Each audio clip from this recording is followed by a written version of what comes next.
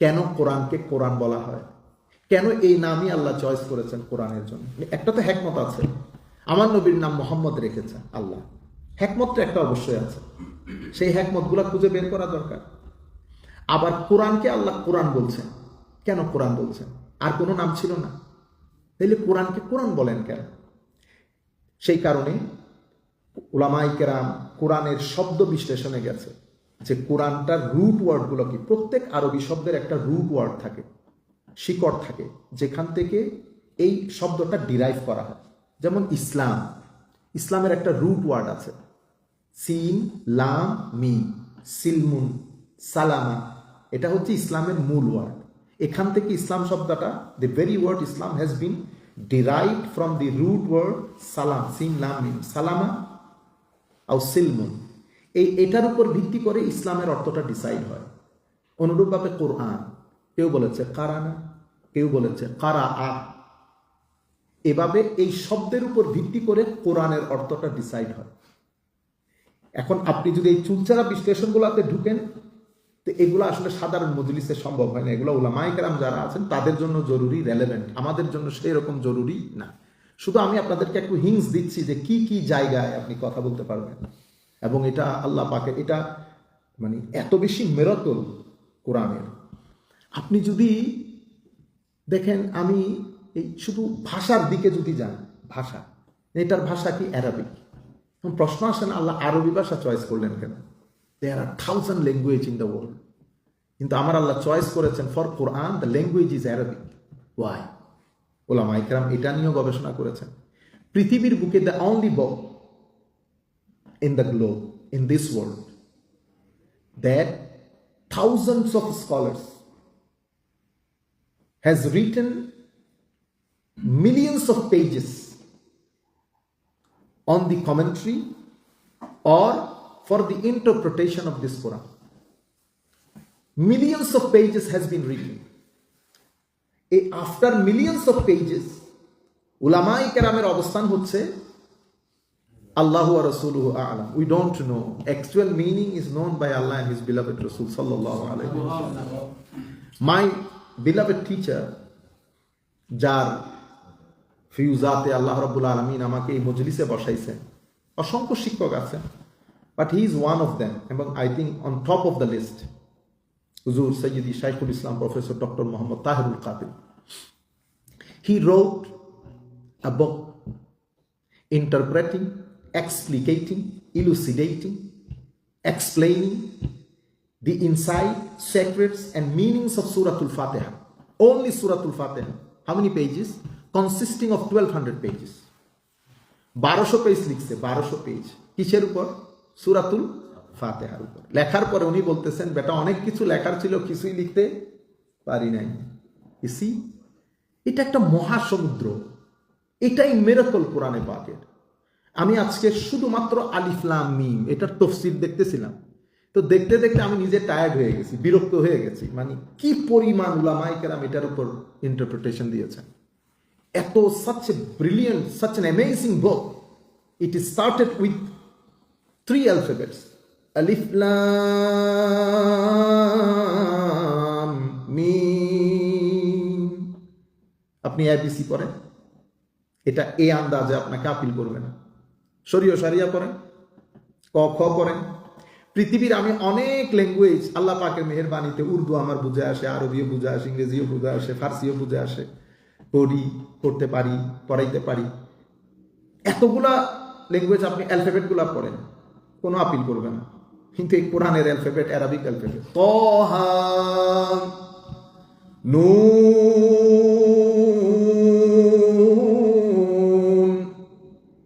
Calf হা ইয়া আইন সাদ।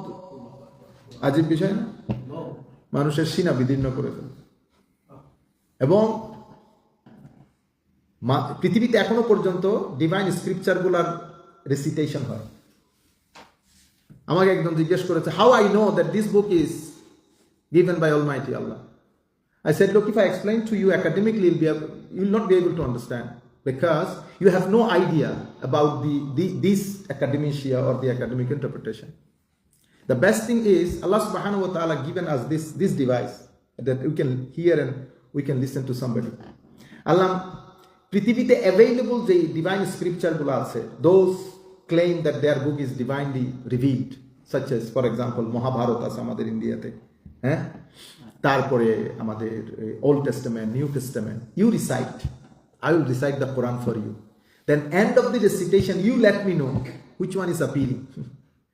কোরআনের recitation আপনাকে বলে দিবে কোরআন এটা আল্লাহ পাকের যে বাণী, এটা যুক্তি দিয়ে বুঝাইতে হয় না। আমার নবী শুধু তিলাওয়াত করতেন ঘরের মধ্যে।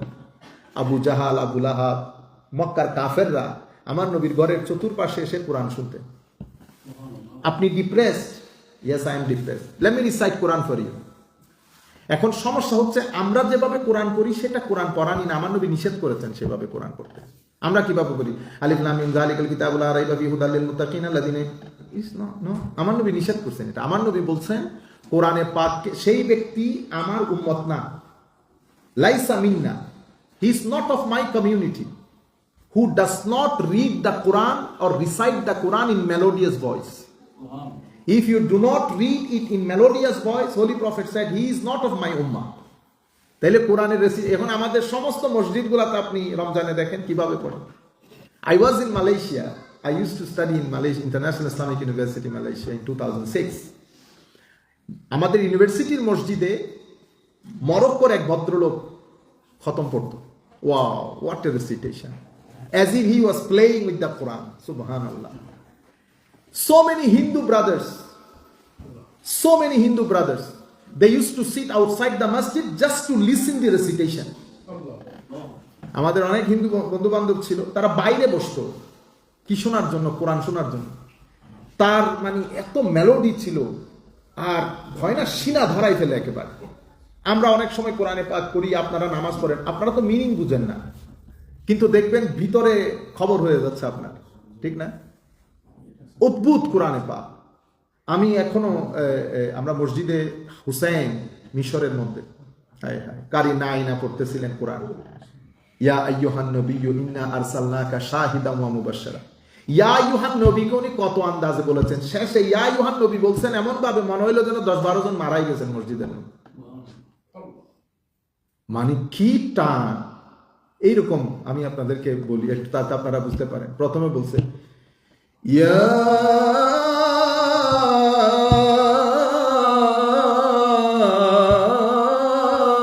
আইয়ুহান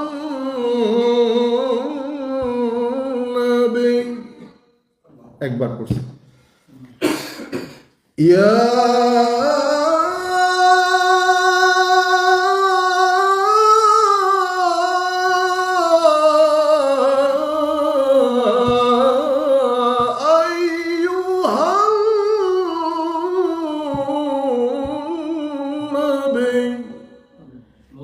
এরপরে যাইতে যাইতে এত উপরে গেছে, আমাদের পক্ষে তো আর ওই রকম সম্ভব না। ইন্না লিল্লাহ। লাস্ট যখন পড়তেছে ওনার তো মনে হয় যেন এখানে ওই যে কি বলে এগুলারে রক্ত বের হয়ে ফেটে, উনিও খুব এশকের মধ্যে চলে আসতেন, মানুষজনের একটা আহাজারি।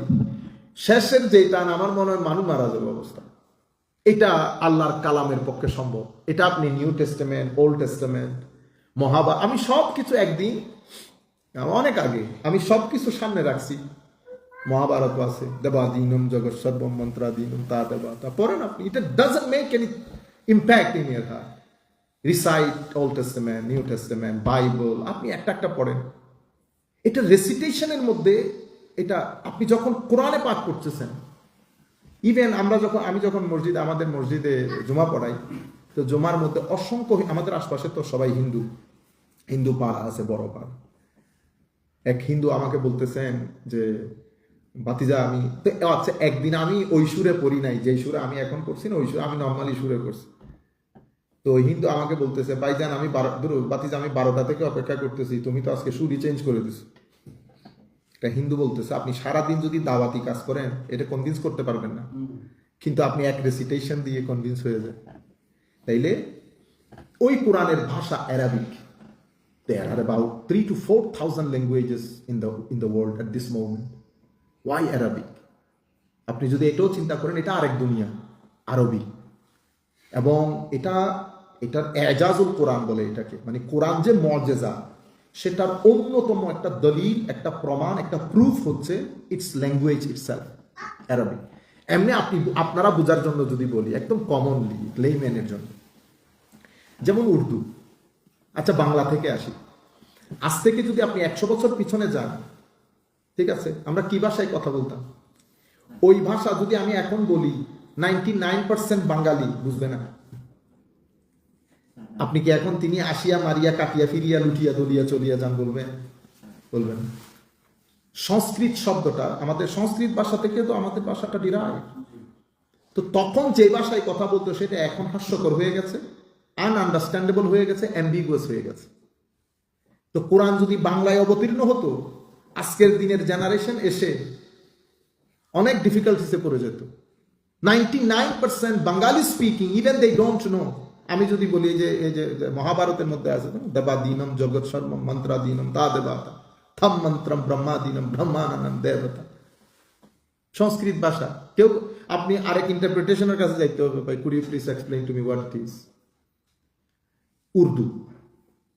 উর্দু ভাষা 100 বছর আগে যদি আপনি পিছনে যান, wow, difficult to understand. For example আল্লামা ইকবালের উর্দু। এমনিতে আমাদের ছেলেপুলে উর্দু মুভি দেখে, বহুত উর্দু বুঝে, কিন্তু আপনি তাদের সামনে একটু ইকবাল পড়েন, আপনি বুঝতে পারবেন না। কেন?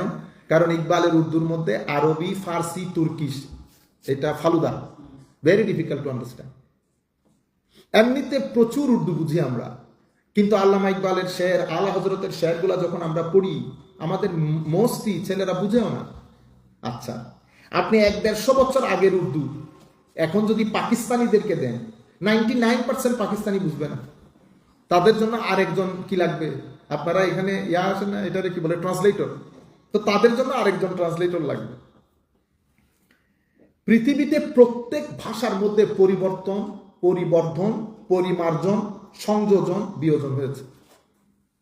আপনি যদি ইংলিশ ভাষাতে আসেন, ইংরেজিতে এখন কি দাই সেলফের যুগ আছে? দাই সেলফ বলে কেউ। 400 বছর আগে চাউসারিয়ান ইংলিশ ছিল। আমি ইংল্যান্ডে প্রথম, আমার রাস্তার নাম Chaucer street, number 7 Chaucer street. তো মিস্টার চৌসারের ইংলিশ বুঝার লোক এখন ইংল্যান্ডে একজনও নেই। চাউসারিয়ান ইংলিশ, জাস্ট 303 to 350 ইয়ার্স এর ডিফারেন্স। यानी आफ्टर 300 years ইংলিশ পিপুল সবাই ইংলিশ, বাট চৌসারিয়ান ইংলিশ বোঝার লোক নাই। ইন্না লিল্লাহি ওয়া ইন্না ইলাইহি রাজিউন। তো কোরআন যদি কোনো কারণে ইংরেজিতে নাজিল হইতো, তাহলে তো আজকে দুঃখে পড়ে যেত। পৃথিবীর মধ্যে একমাত্র ভাষা যেটাতে পরিবর্তন, পরিবর্ধন, সংযোজন, বিয়োজন কোনো কিছু হয় না, সেটা আরবি। মানে আমার নবীর যুগে আরবি যেভাবে বলতো, আজকে আমরা সেভাবে আরবি বলতেছি। সেই কারণে হাদিস শরীফ গুলা বোঝার জন্য আমাদেরকে অনেক কষ্ট করতে হয় না। আপনি আরবি ভাষা যিনি জানেন, ওনার হাদিস শরীফ বুঝে আসে, কিছু জায়গার ইন্টারপ্রিটেশন বাদ দিলে। এটা হচ্ছে পবিত্র কোরআনের ভাষা যে হবে, এবং ভাষা ইটসেলফ আল্লাহ রাব্বুল আলামিন এটাকে মুআজিজা বানিয়েছেন। আরবি ভাষা এতটাই এক্সটেন্সিভ, এটার সামনে পৃথিবীর কোন সাহিত্য, কোন ভাষা এটার সাথে কম্পেয়ারেবল না। আমি আপনারা বোঝার জন্য, কারণ আমি এটা হাইলি একাডেমিক করতে চাচ্ছি, এই জন্য আমি কোনো একাডেমিক টার্মও ব্যবহার করতেছি না। আপনি দেখবেন আমাদের ইংলিশ ডিকশনারি হচ্ছে অক্সফোর্ড ডিকশনারি, এটা সবাই পড়ে। এখন তো সবাই গুগলে চলে যায়, আগে তো অক্সফোর্ড একটা বড় বিষয়, যার ঘরে অক্সফোর্ড আছে সে হইলো বহুত বড় জ্ঞানী।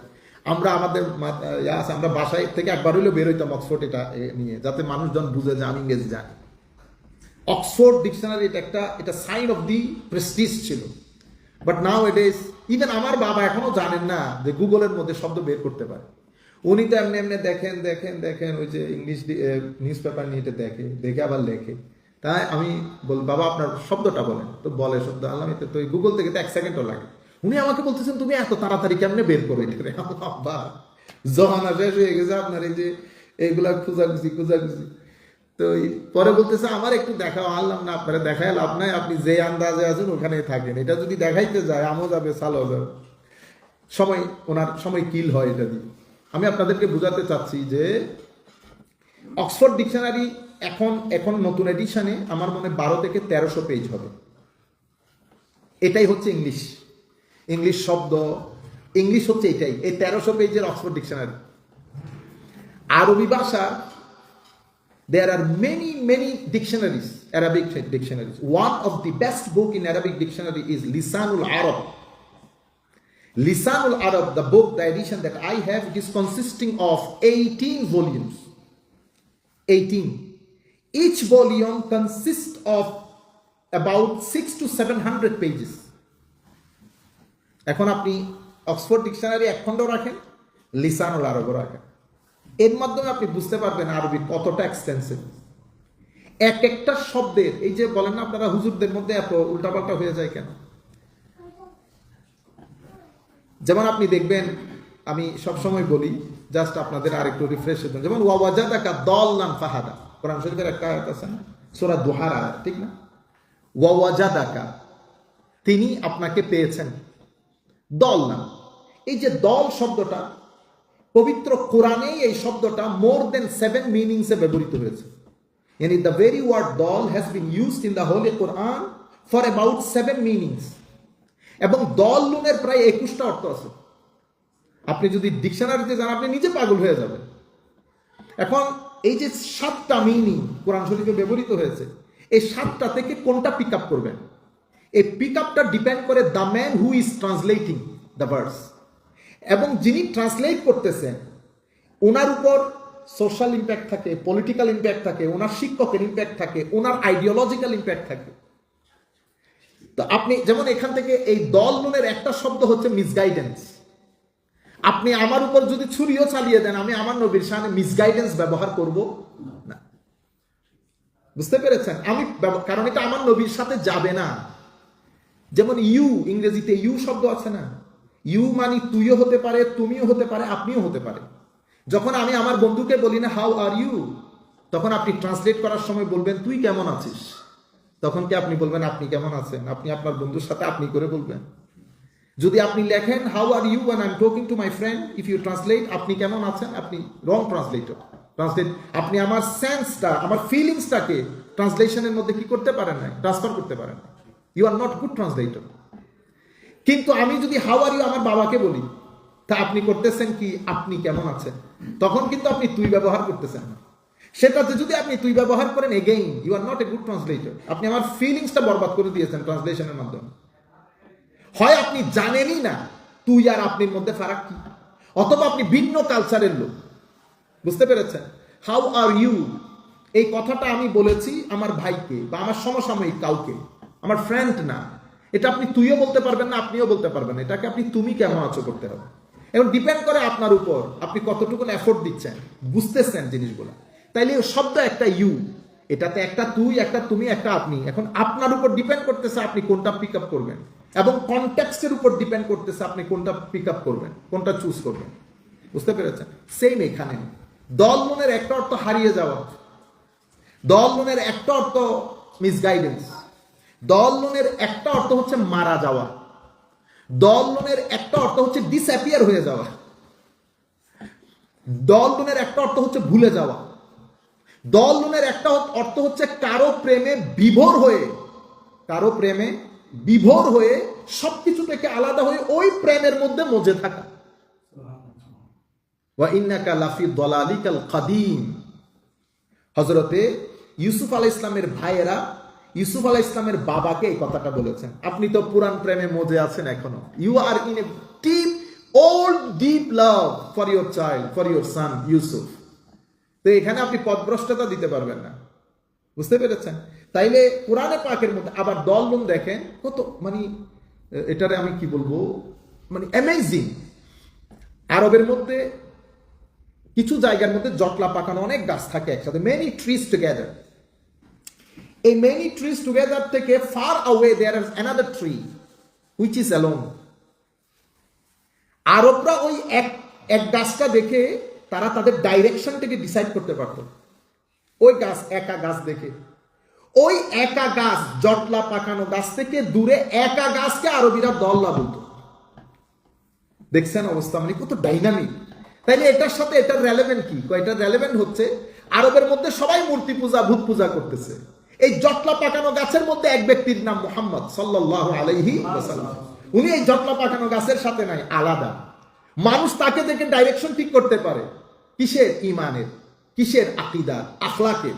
সেই কারণে আমার নবীকে বলেছে ওয়াজাদাকা দাল্লান ফাহাদা। আবার দল্লুনের অর্থ মিসগাইডেন্সও আছে। এখন ডিপেন্ড করতেছে আপনার উপর। সেই কারণে আমি ট্রান্সলেশন কখনো কোরআন হয় না। ট্রান্সলেশন তো your understanding of the Quran.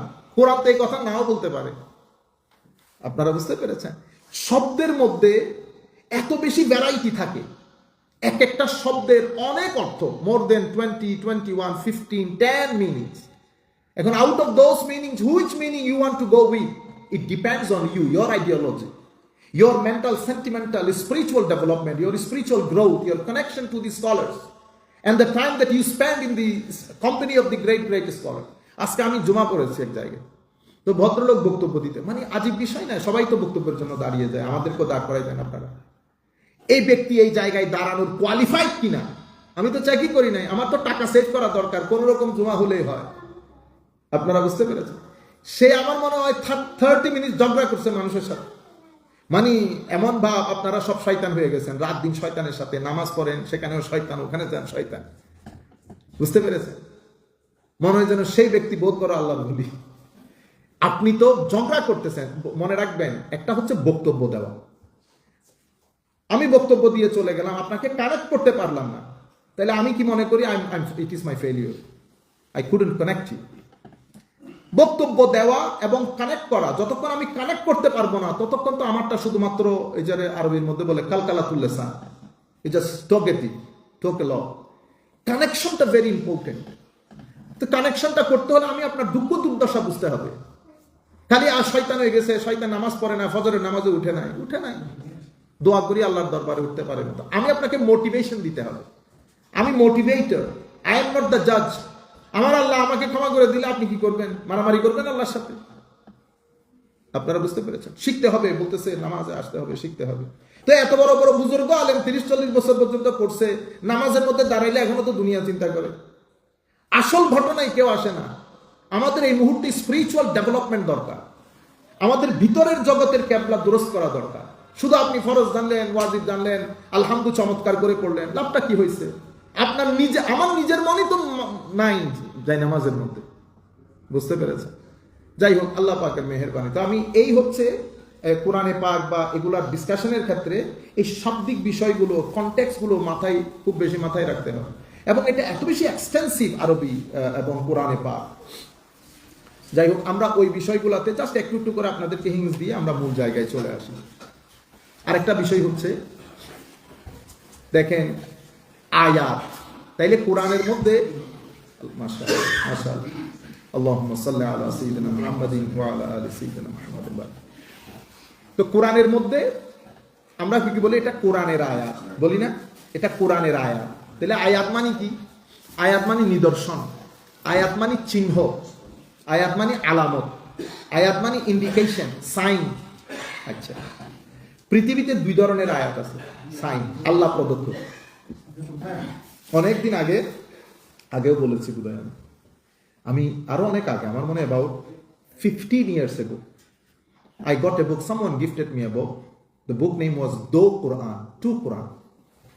It was really interesting for me. Do Quran, मैंने कहा लेके आओ मेरे लिए। वो मेरे दोस्त था पाकिस्तान से, तो इन्होंने मुझे बताया कि इस तरह वो किताब है दो कुरान, लेके आओ आपके लिए। मैंने कहा लेके आओ।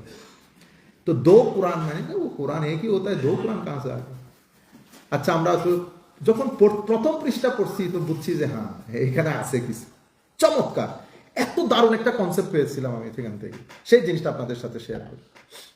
উনি বলতে চেয়েছেন যে কোরআনের আয়াত আয়াত, আবার এই পৃথিবীকে আল্লাহ সাজিয়েছেন, এগুলো আল্লাহ আয়াত দিয়ে সাজিয়েছেন। ইনি দি universe, heaven and earth, it is designed by the ayat. Mountain is ayat, ocean is ayat, jungle is ayat, heavens and earth, stars, moon, sun, they all are ayat. পবিত্র কোরআনের মধ্যে আল্লাহ কোরআনের আয়াতকেও আয়াত বলেছেন, ইউনিভার্সের এই সাইন গুলাকেও, গ্রেট ক্রিয়েশন গুলাকে আল্লাহ আয়াত বলেছেন। তাইলে আয়াত মানে কি? তো আয়াত মানে হচ্ছে a sign which clearly proves that there is someone who has created this world.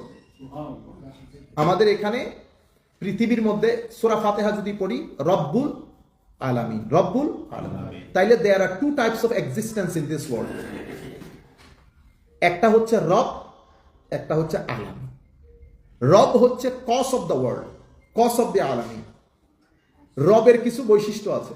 রবকে কেউ সৃষ্টি করে না। If you ask me who created রব, no you cannot say this. কেন? আপনি যদি হু ক্রিয়েটেড রব বলেন তাহলে পিছনের দিকে যাইতে হবে, পিছনের দিকে যাইতে হবে। আমি বলবো Mr. A created the rock. Then you will ask me again, who created Mr. A? How is Mr. B? Then you will ask me, who created Mr. B? You'll have to carry on. না, এটা শরীয়তের মধ্যে বা even আমাদের যুক্তির মধ্যেও this is not allowed. এই কারণে রবকে আমরা বলি ওয়াজিবুল উজুদ, কাদিম। ওয়াজিবুল উজুদ মানে nobody caused him or nobody made him or nobody created him or nobody gave him existence. উনি ছিলেন, উনি আছেন, উনি থাকবেন, তার কোনো রিজন নাই। দ্যাটস ওয়াই কোরআনে সূরা ইখলাসের মধ্যে বলেছে না, লাম ইয়ালিদ ওয়া লাম ইউলাদ। না মা বাবা থাকলে বলতে পারতাম পজ আছে। না উনি কারো কাছ থেকে হয়েছেন, না ওনার কাছ থেকে কেউ হয়েছে। ওয়াজিবুল উজুদ। এরপর উনি কাদিম। কাদিম মানে ছিলেন, আছেন, থাকবেন। কখন থেকে আছেন ইউ ক্যানট আস্ক, কতদিন থাকবেন ইউ ক্যানট আস্ক। উনি কাদিম। এই জায়গাগুলো আমি মানতেই হবে। এগুলা মানা ছাড়া আপনি যদি এগুলো না মানেন তাহলে demolition of philosophy and demolition of argument হবে। তাইলে আমার টোটাল এক্সিস্টেন্স হচ্ছে দুইটা, রব এবং আলামিন। আলহামদুলিল্লাহি রাব্বিল আলামিন। রব উনি স্রষ্টা, ক্রিয়েটর। উনি কাদিম, উনি ওয়াজিবুল উজুদ, ওনার কোনো ধ্বংস নাই, ছিলেন, আছেন, থাকবেন। উনি সময়, স্থান, কাল কোনো কিছু ওনাকে টাচ করে না। উনি সময়, এগুলো সব সৃষ্টি। উনি তখনও ছিলেন যখন, কোনো তখন, এখন, কোথায়, এগুলো ছিল না। রব। আলামিন। আলামিন কি? তো আলামিন হচ্ছে এই আয়াতগুলার আলম। আলম শব্দ থেকে আলামিন, আলম মানিও চিহ্ন। আলামিন কি? তো আলামিন হচ্ছে মানে যত কিছু আল্লাহ বাদে পৃথিবীতে অস্তিত্বে আছে সব আলামিনের অংশ। এভরিথিং ইজ আলামিন অ্যাপার্ট ফ্রম অলমাইটি আল্লাহ। তাইলে আলামিনকে আলামিন কেন বলছে? তো আলামিন বলছে কারণ আলামিনের প্রত্যেক ক্রিয়েশন এটা ক্লিয়ারলি ইন্ডিকেট করে যে আল্লাহ নামে একজন সত্তা আছেন যিনি এই পুরা নিজামকে অস্তিত্ব দান করেছেন। সে কারণে যেমন সূর্য, আলম, আলম মানে চিহ্ন, indicator. It indicates that he has a creator, someone created him. That's why এটার মধ্যে পরিবর্তন আছে। পরিবর্তন কখনো ক্লাউডি না, কখনো উঠে, কখনো 2 দিন পরে উঠে। এটাকে আমরা বলি হুদুস অথবা হারাকা এবং সুকুন, মানে কখনো হরকতের মধ্যে মুভমেন্ট, কখনো স্টিল। এটার মানে হচ্ছে পিছনে একজন আছে। আর এটা হচ্ছে, এগুলোর জন্য যুক্তির প্রয়োজন হয় না।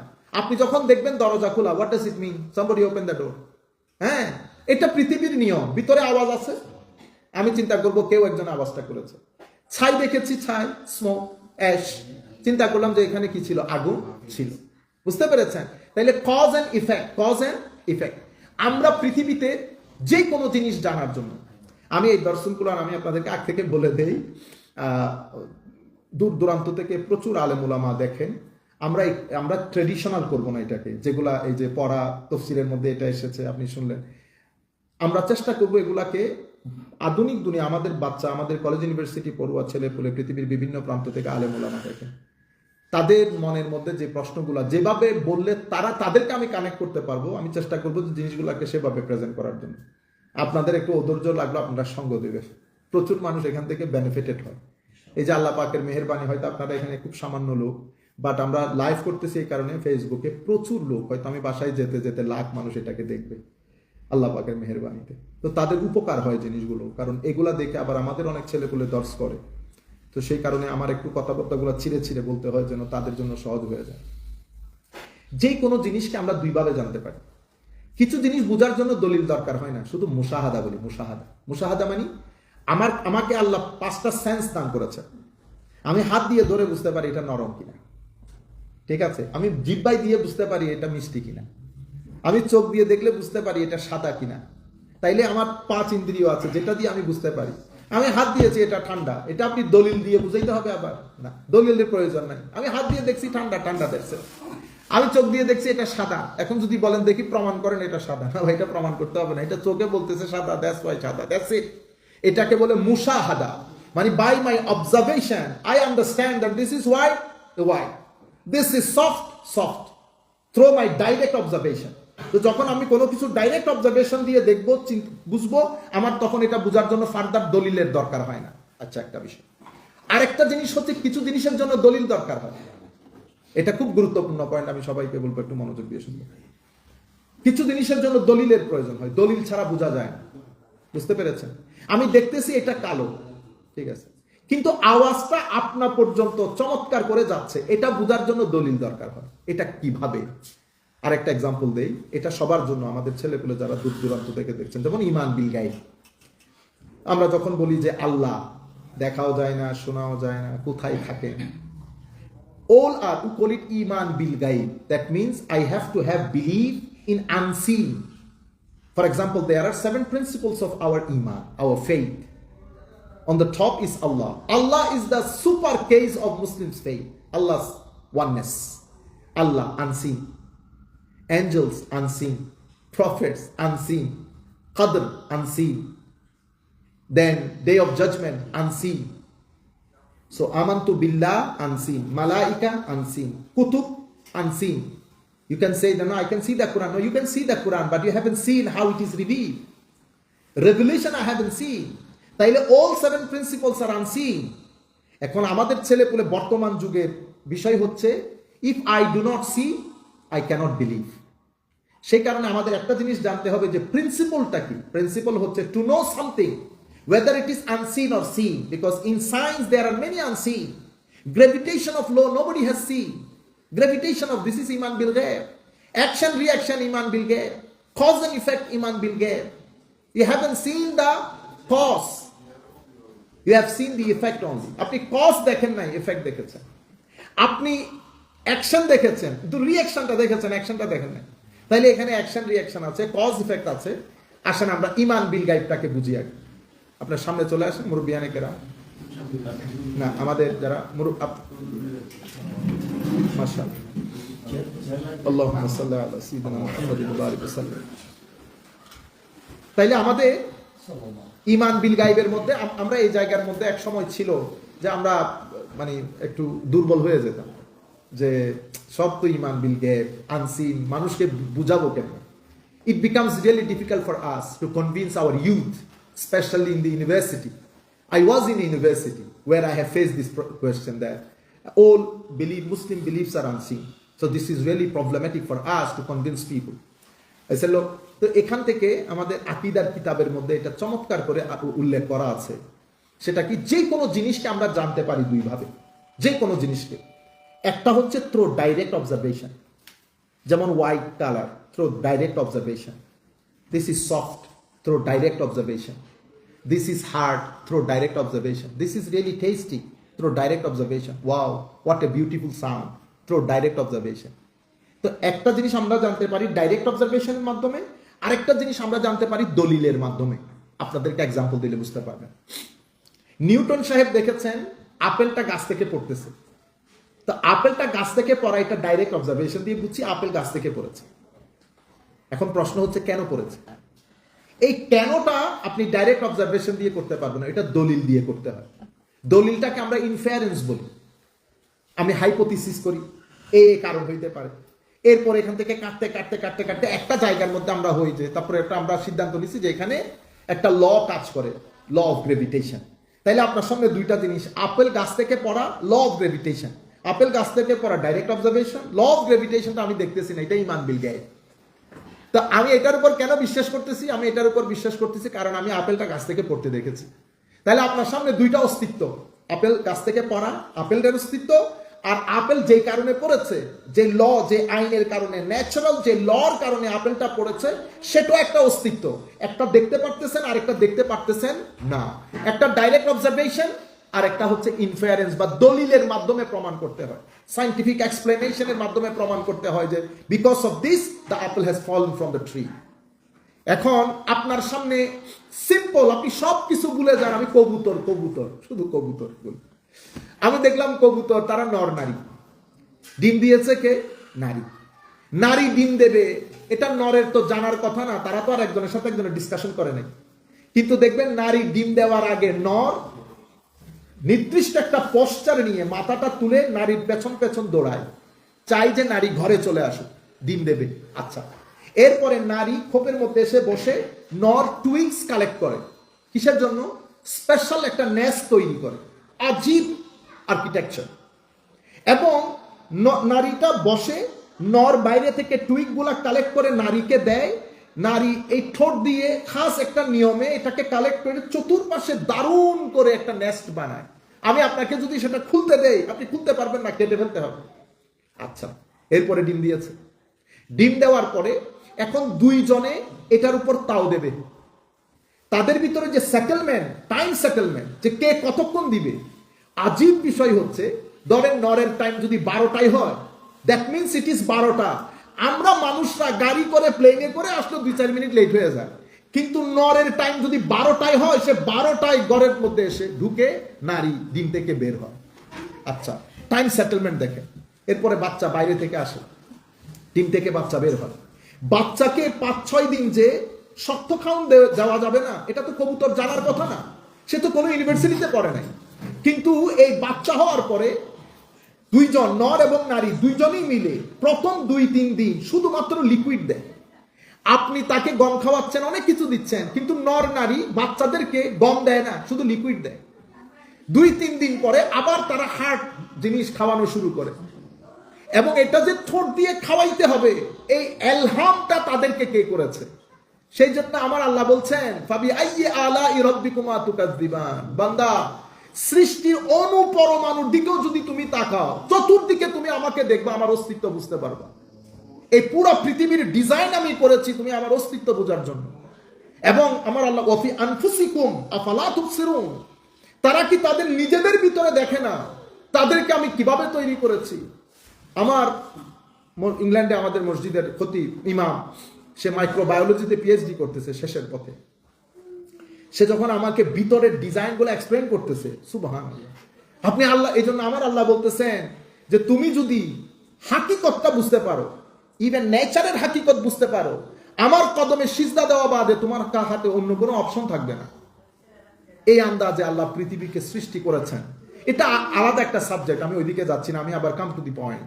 তাইলে এই পুরা নিজামকেও আল্লাহ আয়াত বলেছেন, আয়াত, কোরআনের আয়াতকেও আল্লাহ আয়াত বলেছেন। তো উনি বই লিখেছেন দো कुरान, तो आपने फरमाया कि दो कुरान में एक आयत तो जो कुरानी आयत है, একটা আয়াত যেটা কোরআনী আয়াত, আরেকটা আয়াত কোনটা? তো আরেকটা আয়াত হচ্ছে আসমান, জমিন, চন্দ্র, সূর্য, যেটাকে আমার আল্লাহ কোরআনে পাকের মধ্যে বলেছেন, তো ওয়ালিল্লাহি মুলকুস সামাওয়াতি ওয়াল আরদ ওয়াল্লাহু আলা কুল্লি শাইইন কাদির ইন্না ফি খালকিস সামাওয়াতি ওয়াল আরদি ওয়া ইখতিলাফিল লাইলি ওয়ান নাহারি লাআয়াতিন লিউলিল আলবাব।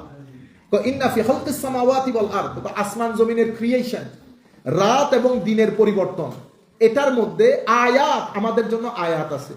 তাইলে এই রাতের দিনের পরিবর্তনকে আয়াত বলেছেন, বাতাসকে আয়াত বলেছেন, আসমান জমিনকে আয়াত, এগুলো আয়াত, এগুলো আয়াত। তাইলে আয়াত কয় প্রকার? 2 প্রকার।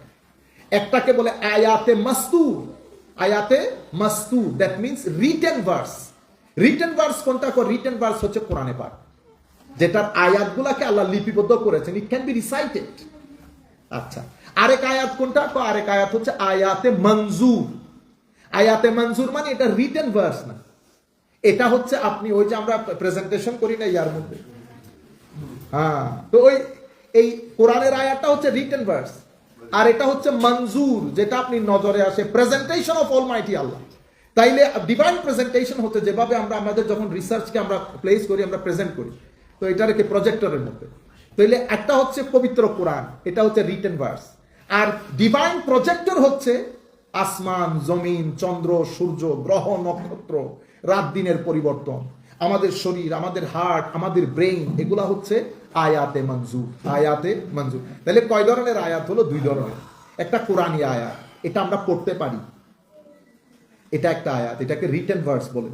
আর একটা হচ্ছে আয়াতে মঞ্জুর, এটা হচ্ছে ডিভাইন প্রজেক্টরের মাধ্যমে আমার আল্লাহ পুরো আয়াতগুলোকে দেখান।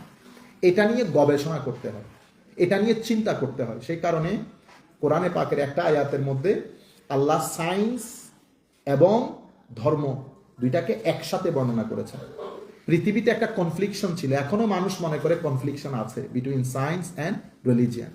স্পেশালি ওয়েস্টার্ন কান্ট্রি, তারা যখন রিলিজিয়ানটাকে প্রেজেন্ট করে লাস্ট 200 to 300 years, তারা চেষ্টা করে to convince the young mind, to let them know that there is a confliction between science and religion. But as far as Islam is concerned, in our deen, in our religion, there is no confliction between deen and science. Science হচ্ছে serving tool of দিন। যেমন কোরআনে পাকের মধ্যে আল্লাহ কি করেছেন, এই আয়াতের মধ্যে সমস্ত কনফ্লিকশন গুলো দূরীভূত করে দিয়েছেন। সেটা কোনটা? এই যে আমি বলেছি ইন্না ফি খালকিস সামাওয়াতি ওয়াল আরদ ওয়া ইখতিলাফিল লাইলি ওয়ান নাহার লা আয়াতিল লিউলিল আলবাব। ও আসমান জমিনের সৃষ্টি, দিন রাতের পরিবর্তন, এটা এখানে গবেষকদের জন্য নিদর্শন রয়েছে। গবেষক কারা? ওয়া আল্লাযীনা ইয়াযকুরুনাল্লাহা কিয়ামান ওয়া কুউদান ওয়া আলা জুনুবিহিম ওয়া ইয়াতাফাক্কারুনা ফি খালকিস সামাওয়াতি ওয়াল আরদ রব্বানা মা খালাকতা হাযা বাতিলা সুবহানাকা ফাকিনা আযাবান নার। তো গবেষক কারা? তো গবেষক যাদের মধ্যে দুইটা বৈশিষ্ট্য আছে, একটা হচ্ছে ইয়াজকুরুন, একটা হচ্ছে ইয়াতাফাক্কারুন। ইয়াজকুরুন মানে দে রিমেম্বার আল্লাহ। কখন? মানুষের তিনটা পশ্চার আছে, হয় আমরা দাঁড়িয়ে থাকি, নতুবা বসে থাকি, নতুবা শুয়ে থাকি। তো বলে যে সত্যিকার গবেষক কারা? যারা অল দিস থ্রি পোস্টার্স, দাঁড়িয়ে, বসে, শুয়ে, যারা আল্লাহকে স্মরণ করে, অর্থাৎ যাদের অন্তঃকরণে, মননের মধ্যে সমস্ত কাজে তারা এইম এন্ড অবজেক্টিভ সেট করে রাখে যে this existence that I have to be grateful to him and I have to make him happy and pleased. এটা হচ্ছে জিকর। আর ওয়ায়াতাফাক্কারুন, যারা প্রচুর গবেষণা করে, এদেরকে আমার আল্লাহ বলেছেন উলিল আলবাব, গবেষক। তাইলে ইয়াজকুরুন আল্লাহ, this is the subject matter of দিন। ইয়াজকুরুন, আল্লাহর স্মরণ, এটা সাবজেক্ট ম্যাটার অফ দিন। ওয়ায়াতাফাক্কারুন, this is the subject matter of science. গভীর চিন্তা করা, কন্টেম্পলেট করা। তাইলে ইয়াতাফাক্কারুন হচ্ছে সায়েন্সের সাবজেক্ট, ইয়াজকুরুন হচ্ছে দ্বীনের সাবজেক্ট। দ্বীন এবং সায়েন্স দুইটাকে আল্লাহ এই আয়াতের মধ্যে একসাথে করে বলেছেন। যাদের ভিতরে দুইটাই আছে তারাই বলে রব্বানা মা খালাকতা হাযা বাতিলা সুবহানাকা ফাকিনা আযাবান নার। তারাই বলে আল্লাহ, পৃথিবীর কোনো কিছুই আপনি মিনিংলেস সৃষ্টি করেন নাই, আপনি আমাদেরকে আপনার অ্যাঙ্গার থেকে, আযাব থেকে আপনি মুক্তি দান করেন। এটাই হচ্ছে আমাদের মুসলমানদের, মানবতার, মানুষের শিক্ষার পেছনের মূল এইম এন্ড অবজেক্টিভ হচ্ছে এই জায়গাটা, যেটা আমাদের শিক্ষার মধ্যে এবং ওয়েস্টার্ন কান্ট্রিতে 17-18 সেঞ্চুরির পরে শিক্ষা ব্যবস্থাটাকে ইয়াজকুরুন থেকে আলাদা করে ফেলেছে। ইয়াজকুরুন আল্লাহ মানে ওখানে remembrance of Allah is not there. আপনি শুধু এখন ইয়াতাফাক্কারুন এবং ইয়াজকুরুন দুইটাকে আলাদা করে ফেলেছেন। ইয়াজকুরুনটাকে আমাদের এখানে মাদ্রাসায় দিয়ে দিয়েছি, ইয়াজকুরুন। ওরা মাদ্রাসার মধ্যে শুধু ইয়াজকুরুন করে। তো ইয়াজকুরুনটা যখন বের হয়, তাদের সামনে তিনটা ফিল্ড থাকে, হয় বিয়ে পড়াইতেছে, নতুবা জানাজা পড়াইতেছে, অথবা মানুষ মারা গেলে আপনি গোসল দেওয়ানোর জন্য, দোয়া করানোর জন্য ডাকছেন। বুঝতে পেরেছেন? ইয়াজকুরুনের সাথে ইয়াতাফাক্কারুনের কোনো সম্পর্ক নাই। ইয়াজকুরুন, they don't know even how man of people of ইয়াতাফাক্কারুন even think, they don't know. ইয়াতাফাক্কারুনের মধ্যে আপনি ইয়াজকুরুনের কোনো জিনিসই দেন না। দ্যাটস ওয়াই ইয়াতাফাক্কারুন বিকাম এ পিএইচডি হোল্ডার। বুঝতে পেরেছেন? এর পরবর্তীতে উনি পিএইচডি হোল্ডার, কিন্তু সূরা ফাতিহা পড়তে পারেন না। তাহলে একটা দূরত্ব তৈরি হয়ে গেছে ইয়াজকুরুন আর ইয়াতাফাক্কারুনের মধ্যে। অথচ আমার আল্লাহ আয়াতের মধ্যে কিন্তু মাঝখানে ফুল স্টপ দেয় নাই, ইভেন কোনো কোলন ব্যবহার করে নাই, no colon, no semicolon, direct আয়াত, ইয়াজকুরুন আল্লাহ ওয়া ইয়াতাফাক্কারুনা ফি খালকিস সামাওয়াতি ওয়াল আরদ। তাইলে এখান থেকে আমরা শিক্ষা ব্যবস্থা যদি করি, তাহলে ইয়াতাফাক্কারুন, ইয়াজকুরুনের সমন্বয় করতে হবে, দুইটা একসাথে থাকতে হবে, যেটা আমার নবী সাল্লাল্লাহু আলাইহি ওয়াসাল্লাম করেছেন। আমার নবীর এত সাহাবী, আমরা এখন সবাই হয়ে গেছি না আলেম, বাল্লিগু আন্নি ওয়ালাউ আয়া, প্রত্যেকে আয়াতের প্রচার করতেছে, বুঝছেন? তা আমার নবীর 1 লাখ সাহাবী, আমার নবী যখন বিদায় হজ্জের ভাষণ দিচ্ছেন, অসংখ্য সাহাবী না, এত অসংখ্য সাহাবায়ে কেরামের মধ্যে ফতোয়া কয়জনে দিতেন? মাত্র 113 জন। মাত্র 113 জন সাহাবী ফতোয়া দিতেন। তন্মধ্যে 113 জন সাহাবীর মধ্যে বেশি ফতোয়া দানকারী সাহাবীর সংখ্যা মাত্র 7 জন। বেশি ফতোয়া, কাসীরুল ফাতাওয়া বলে। এরপরে আওসাত মানে মধ্যম ফতোয়া দিয়েছেন মাত্র বোধহয় 13 জন। বাকি সবাই সামান্য সামান্য ফতোয়া দিয়েছেন। আর সাহাবায়ে কেরামের সংখ্যা মোর দেন 1 লাখ, মানে 100,000 সাহাবী। তাহলে আমার নবী কি সবাইকে কি কোরআনের এক্সপার্ট করে দিয়েছেন? আমার নবীর শিক্ষকের সংখ্যা কয়জন ছিল, যাদেরকে আমার নবী শিক্ষক হিসেবে প্রেরণ করতেন? আপনি নিজেকে নিজে জিজ্ঞেস করেন, আল্লাহ রাব্বুল আলামিন আপনার ভিতরে কোন ক্যাপাসিটি, এবিলিটি, ক্যাপাবিলিটি দান করেছে, আপনি সেটাকে কাজে লাগান মানুষের খেদমতের জন্য। সেটার মাধ্যমে আপনি আল্লাহকে সন্তুষ্ট করেন। এক ব্যক্তির ব্যবসা আসে, তাকে ব্যবসা করতে দেন। আরেক ব্যক্তির পড়া নিয়ে আসে, তাকে পড়াইতে দেন। আমরা কি করেছি? সবাইকে এক জায়গার মধ্যে জমা করে দিয়েছি। আর আমরা মনে করি যে কিছুদিন আগে আমরা ফ্লোরিডাতে আমাদের পাকিস্তানি ভাইদের উলামা ইকরামের একটা মজলিস ছিল। তা আমরা গেছি সেখানে। তো ওখানে আমি একটা কথা শুনতে পাচ্ছি যে একজনে বলতেছেন যে আমি এত সিনিয়র, আমি এত জায়গায় পড়াই। হ্যাঁ, উনি অনেক বড় আলেম, অনেক বড়। তা আমি ওনাকে বলতেছি ভাই, বড় আলেম হওয়া মানে বড় লিডার হওয়া না। আপনি যাকে দেখি কয়জন আসে, আপনি যারে বলতেছেন হি ইজ নাথিং, আল্লাহ ওর ডাকে আমরা সবাই বিভিন্ন স্টেট থেকে এসে জমা হয়েছি।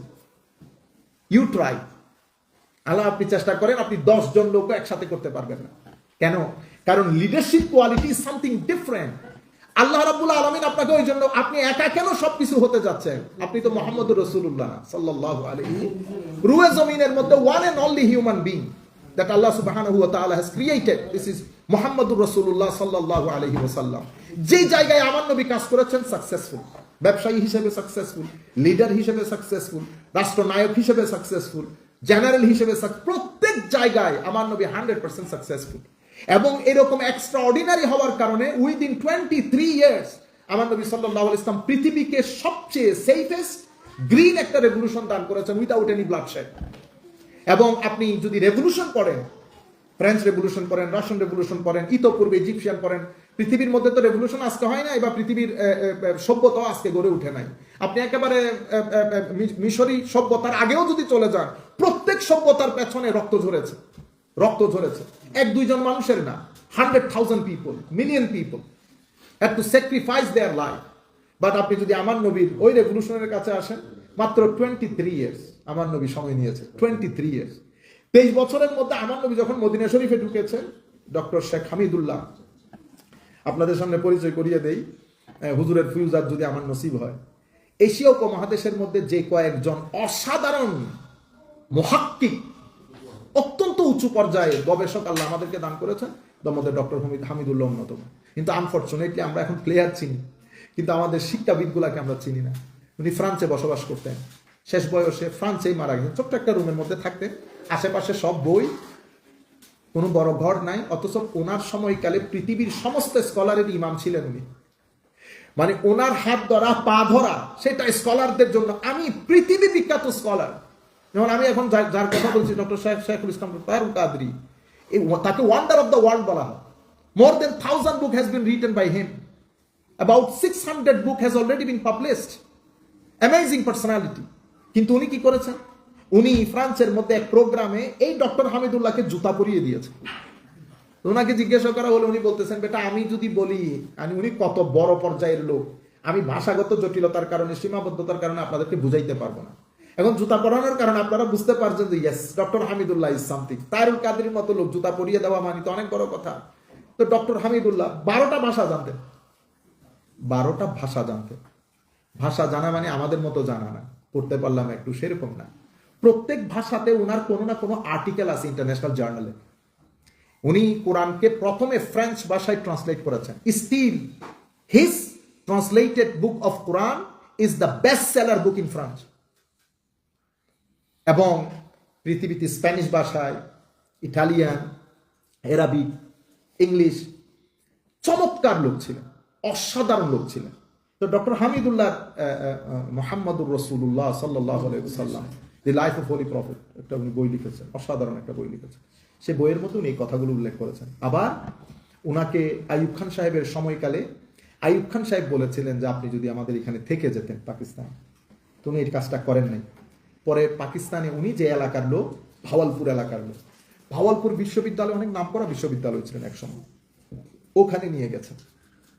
উনি পিএইচডি স্টুডেন্ট, প্রফেসরস এবং হাইলি ইন্টালেকচুয়ালস সবার জন্য 12টা বক্তব্য দিয়েছিলেন। সে 12টা বক্তব্যের উপর বই রচিত হয়েছে, খুতাবাতে ভাওয়ালপুর। আমার জীবনে কোরআন সুন্নাহর পরে, ইমাম গাজ্জালির কয়েকটা কিতাবের পরে, আমার মনে হয় দ্য বেস্ট বুক, যেটা এক একটা খুতবা, ওনার এক একটা বক্তব্য মনে হয় যেন জ্ঞানের ডিপু, আপনার শত দরজা জানালা উন্মোচিত হবে। এক একটা বক্তব্যের মধ্যে আপনি বই পাবেন মিনিমাম 100-200 বুকস নেই, এটা ওই বইয়ের মধ্যে এভাবে আসছে, এটা ওই বইয়ের মধ্যে এভাবে আসছে, এটা এই বইয়ের মধ্যে, আমি তো কিছুই জানি না। বুঝতে পেরেছেন? আমরা বলি কি আসলে কোনো মায়ের ছেলে আমার লোকে ডিবেট করবে, কিন্তু যারা জানেন তারা এইভাবে বলেন না কথা। আপনি ইজিলি বুঝতে পারবেন, যারা জানেন তারা বলবেন আমি কিছুই জানি না। ইমাম শাফিঈ রাদিয়াল্লাহু তাআলা আনহুর একটা চমৎকার কৌল আছে, যেই ব্যক্তি সামান্য জেনেছে, সেই ব্যক্তির কথার মধ্যে এটা প্রমাণ করতে চাইবে সে সব জানে।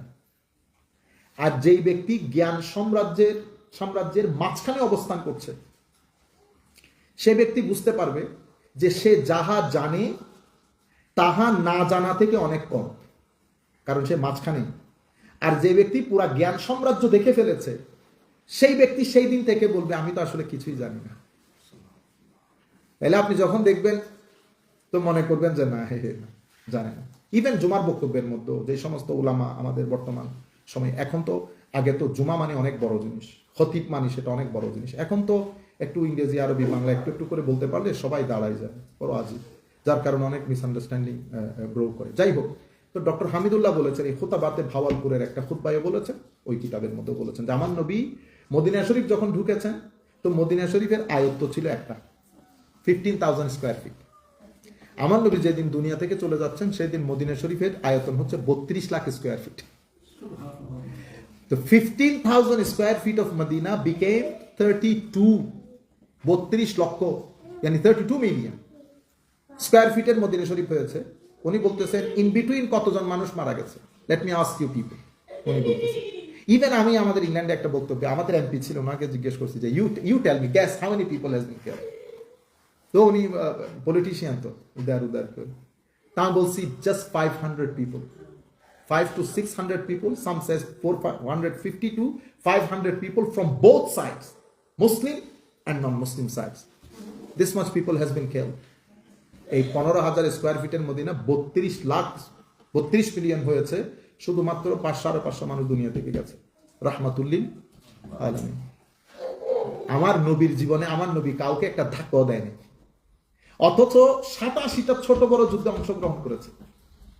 আর মক্কা শরীফের লোকজন, if you study the persecution of Holy Prophet sallallahu how what they did to the Holy Prophet, their oppression, their persecution, এটা আপনি মানে হয় না ভিতর থেকে মনে হয় যেন কলিজা ছিঁড়ে বাইরে আসবে। Specially 3 years of social boycott in Makkah, 3 বছর আমার নবী মানে শিয়াবে আবি তালিবের মধ্যে, আমরা এখন এসি থেকে বের হতে চাই না সৌদি আরব, সেই তপ্ত মরুভূমিতে সবকিছু boycott, social political, social political, financial, কেউ কোনো ডিলিং, কোনো খাওয়া দাওয়া কোনো কিছুই দিচ্ছে না। আমার নবী আবু তালেবের উপত্যকার মধ্যে পরিবার পরিজন নিয়ে তপ্ত গরমের ভিতরে, সেই সময়ের মধ্যে হযরত শেখ আব্দুল্লাহ আবু তালেবও মারা গেছেন, আমার নবীর স্ত্রী আমাদের আম্মা জান খাদিজাতুল কুবরা রাদিয়াল্লাহু তাআলা আনহা ইন্তেকাল করেছেন।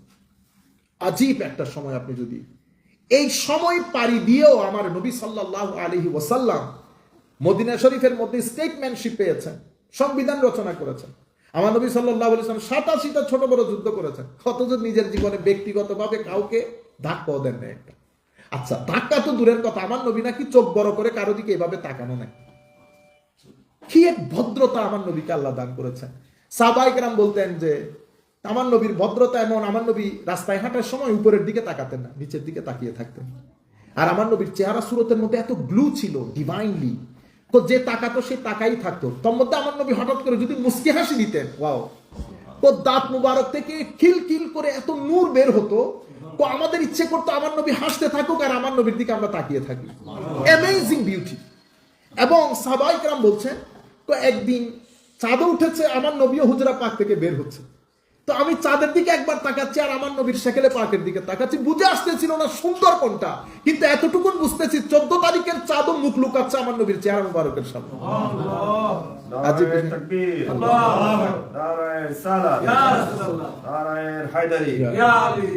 এই আন্দাজে আমার নবীকে আল্লাহ রাব্বুল আলামিন ভদ্র, নম্র, সহনশীল বানিয়েছেন। এবং আমার নবী এই জিনিসের উপর অসম্ভব গুরুত্ব দিতেন, ভদ্রতা। সাহাবায়ে কেরামকে এটাই শিখিয়েছেন, ভদ্রতা, নম্রতা, সহনশীলতা, উদারতা, মানুষকে সহযোগিতা করার টেন্ডেন্সি, মন মানসিকতা। ফারুক আজমের মতো লোক, যিনি কথাই কথাই রেগে গিয়ে পুরা মানুষ ভয়ে কথা বলতো না, সেই ফারুক আজম মোমের মতো হয়ে গেছে আমার নবীর সংস্পর্শে এসে। সেই তারিখ থেকে কোনো মায়ের ছেলে বলতে পারবে না ফারুক আজম কাউকে ধাক্কা দিয়েছে অন্যায়ভাবে। অথচ একদিন আগেও ফারুক আমার নবীর হাত ধরে বলতেছে ধর্ম সত্য, সত্য, তাইলে নামাজ বাইরে, মক্কা শরীফের বাইরে হবে, দেখি কোন মায়ের ছেলে এসে আমারে বাধা দেয়। আমার নবী হাসতেছে। ফারুক, এই ফারুক ভদ্র হইতে হইতে এমন হয়েছে, তো ভাগ্য বলো আমি ধর্মের চুরি পরে ফেলেছিলাম, নতুবা আজকে তোমার মাকে আমি কি করে দিতাম, সন্তান হারা করে দিতাম, তোমার স্ত্রী বিধবা হয়ে যেত আজকে। এরকম দুঃসাহসী যোদ্ধা ছিল ফারুকে আজম এবং হযরত মল্লযুদ্ধ যেটা হতো সামনাসামনি 1 to 1, ফারুকে আজম সামনে থাকলে কেউ সামনে আসতে চাইতো না, হযরত আলী সামনে আসলে কেউ সামনে আসতে চাইতো না, আমিরে হামজা সামনে থাকলে কেউ সামনে আসতে চাইতো না। কিন্তু আমার নবী এদেরকে মানে এক একজনকে উম্মতের মতো করে সাজিয়েছেন। কেন? এই জন্যই মক্কা শরীফের টোটাল সময়ের মধ্যে আমার নবী সাহাবী তৈরি করেছেন মাত্র 4 থেকে 450। এই 13 ইয়ার্স অফ স্ট্রাগল। কিন্তু আমার নবী আউটওয়ার্ডলি ইট লুকস লাইক 450, কিন্তু আমার নবীর ভাষ্য মতে আবু বকর সিদ্দিককে আপনি একজন গণলে হবে না। তো কেন? আবু বকর সিদ্দিক মানে পুরা বাংলাদেশ, এক উম্মা। আমার নবীর মুফতিদেরকে বলেছে এরা একজন না, এরা এক উম্মা, একজন উম্মা। এই জন্য আবু বকর সিদ্দিক উঠেছেন 32 লাখ স্কোয়ার ফিট, যাইতে যাইতে কোথায় গেছে 52 লাখ স্কোয়ার ফিট। আরেক ফারুক উঠেছে, এক্সপান্ড হইতে হইতে ফারুকে আজমের জমানা ইসলাম ফ্রান্সে ঢুকে গেছে। ফ্রান্সে আমার নবীর সময়কালে ইসলাম সিন্ধু প্রদেশে চলে আসছে। আমার নবীর জীবনের একেবারে শেষ সময়ে, যেটা আল্লামা ইকবাল ওনার কবিতার মধ্যে ইশারা দিয়েছেন, मीरे अरब को आई है ठंडी हवा जहां से मेरा मुल्क वहां है, मेरा मुल्क वहां है। আমার নবীর জীবনের end of life of the holy prophet সাল্লাল্লাহু আলাইহি ওয়াসাল্লাম, 2 delegations went to the holy prophet. One is from Sindh, other one is from China. Or some said other one is from France. একটু মত পার্থক্য আছে, বাট একটা delegation আমার নবী জিজ্ঞেস করতেছিলেন সিন থেকে আসা ডেলিগেশনরা কই, ওনারা গিয়ে আমার নবীর সামনে। তো ওইদিকে আল্লামা ইকবাল কবিতার মধ্যে ইশারা দিচ্ছে, মীরে আরব কো আই হ্যাঁ ঠান্ডি হাওয়া জাহাঁ সে। আমার নবীর দরবারে যে জায়গা থেকে শীতল বাতাস প্রবাহিত হয়েছিল, হুজুর আমি সেই এলাকার লোক, ইকবাল আমি সেই এলাকার লোক। যাই হোক, আমরা দরসুল কোরআন থেকে অনেক দূরে সরে গেছি। আচ্ছা, তাহলে দুইটা আয়াত আমরা যে জায়গাতে ছিলাম, যে একটা আয়াতে মাসতুর আর একটা আয়াতে মঞ্জুর। মাসতুরটা লিখিত, মঞ্জুরটা আমার চোখের সামনে। এগুলা সব প্রমাণ করে যে আল্লাহ রাব্বুল আলামিনের অস্তিত্ব আছে। আমরা যেটা বোঝাইতে চেয়েছিলাম যে কোনো জিনিস জানার দুইটা ওয়ে। এক ওয়ে হচ্ছে থ্রু অবজারভেশন, ডাইরেক্ট অবজারভেশন। যেমন আপেলটা পড়ছে, ডাইরেক্ট অবজারভেশন, আমি বুঝতে পেরেছি। কিন্তু আপেলটা কেন পড়তেছে সেটা ডাইরেক্ট অবজারভেশন দিয়ে হয় না, সেটার জন্য একাডেমিক ডিসকাশন লাগে, যেটাকে আমরা বলি দলিল দেওয়া, প্রমাণ দেওয়া, প্রমাণিত করা, প্রুফ দেওয়া, সাইন্টিফিক প্রুফ দেওয়া, রেশনাল প্রুফ দেওয়া। তাইলে আমরা দুইভাবে জানতে পারি, through direct observation, through proof and evidences. অনুরূপভাবে আমাদের যে ঈমান বিল গায়ব, তাহলে আল্লাহ, তাহলে আল্লাহকে কি আমরা দেখতে পারবো না? দেখতে পারবো না। এটা 5 ফ্যাকাল্টি অফ সেন্সেস দিয়ে আমি পারসিভ করতে পারবো না। এটা আমি দলিল দিয়ে বুঝাইতে হবে, প্রমাণ দিয়ে বুঝাইতে হবে, ঠিক যেভাবে আমরা সায়েন্সের মধ্যে করি। আল্লাহ কি দেখা যাবে? দেখা যাবে না। চুইংগামের মধ্যে আপনি চুইংগামটা যে সারাদিন চাপাইলেন, কেন করলেন? বাইট করতেছেন, চুইংগাম নজরে আসে, কিন্তু আপনি বলতেছেন ওখানে ফ্লোরাইড আছে, ফ্লোরাইড নজরে আসে না। ওইটা প্রমাণ দিয়ে বুঝাইতে হয়। আপনি বলতেছেন আপেল, আমি আপেল দেখতেছি থ্রু ডাইরেক্ট অবজারভেশন, কিন্তু আপেলের মধ্যে ক্যালোরি আছে, প্রোটিন আছে, ভিটামিন আছে, কোনো কিছুই, কিন্তু এগুলো সব ঈমান বিল গায়ব। কেউ দেখে নাই প্রোটিন দেখতে কেমন, ভিটামিন দেখতে কেমন, এগুলো ঈমান বিল গায়ব। এটা আপনি প্রমাণ দিয়ে বুঝাইতে হবে। আপনি অ্যাকশনটা দেখে, রিঅ্যাকশনটা দেখেছেন, কিন্তু যেই অ্যাকশনের কারণে রিঅ্যাকশনটা হয়েছে সেটা দেখি না, সেটা ঈমান বিল গায়ব। তাইলে এই আন্দাজ আমরা জিনিসগুলোকে জানি এবং প্রমাণ করি। তো আমরা যেটা বুঝাইতে চেয়েছিলাম যে আল্লাহ রাব্বুল আলামিন এই পুরা কোরআনটাকে মিরাকল করেছেন আমাদের জন্য। আমি এই কথাগুলো এতটুকুন পর্যন্ত সীমাবদ্ধ রাখি, নতুবা অনেক কথা বলতে হবে। আমরা সূরা বাকারাটা একটু করে শুরু করে দেই, শেষের পথে চলে এসেছে। আমরা আজকে সূরাতুল বাকারা শুরু করব। পবিত্র কোরআনের সবচেয়ে বড় সূরা ধরা হয়, the longest surah of the holy Quran, এবং কোরআনের একমাত্র সূরা। কোরআন যদি 30 পার্টস হয়, আমরা যেটাকে পারা বলি, 30 পারা কোরআনের মধ্যে 2.5 পারা জুড়ে এই সূরা বাকারা। কত লম্বা সূরা দেখে, 30 পারা কোরআনের 2.5 পারা জুড়ে এই সূরা বাকারা। এবং এই সূরার মধ্যে প্রায় 286, আমি ইখতিলাফগুলো একটু করে বলি, এটা আপনারা ওইটা শুনিয়েন না, ইখতিলাফগুলো উলামায়ে কেরাম শুনেন, তো ওদের জন্য বলছি, আমাদের জানার দরকার নেই। অনেক সময় ভার্স নিয়ে ইখতিলাফ হয়, যে ভার্সটা এখানে শেষ হয়ে গেছে, কিছু উলামায়ে কেরাম বলেন না এখানে শেষ হয় নাই, আরো সামনেও আছে। তো এটা নিয়ে সামান্য ইখতিলাফ। মোট কথা হচ্ছে এই সূরার মধ্যে 286টা আয়াত আছে, 286টা আয়াত আছে। প্রশ্ন হচ্ছে এই সূরার নাম সূরাতুল বাকারা রাখা হলো কেন? What is the reason behind it to name it সূরাতুল বাকারা? বাকারা মানে গাবি, বাকারা মানে গাবি। আজীব বিষয় না? কোরআনের মতো কিতাবের প্রথম সূরার নাম গাবি। আপনি দেখেন তাইলে আমি গাভীটাকে যেভাবে মনে করছি, আল্লাহ সৃষ্টির মধ্যে আল্লাহ গাভীটাকে সে আন্দাজে প্রেজেন্ট করেন নাই। বুঝতে পেরেছেন? দাম দিয়েছেন, মূল্যায়ন করেছেন। পুরা সূরাতুল বাকারার মধ্যে আল্লাহ রাব্বুল আলামিন অনেক কিছুর বর্ণনা দিয়েছেন, কিন্তু সেখানে একটা ঘটনা বর্ণিত হয়েছে। সেই ঘটনা ছিল মুসা আলাইহিস ইসলামের সময়কালে। মুসা আলাইহিস ইসলামের সময়কালে এক ব্যক্তি খুন হয়। আপনারা জানেন যে তখন তারা ভূত এবং মূর্তি পূজারী, তাদের ভিতরে গরু গাভী পূজার একটা টেন্ডেন্সি ছিল।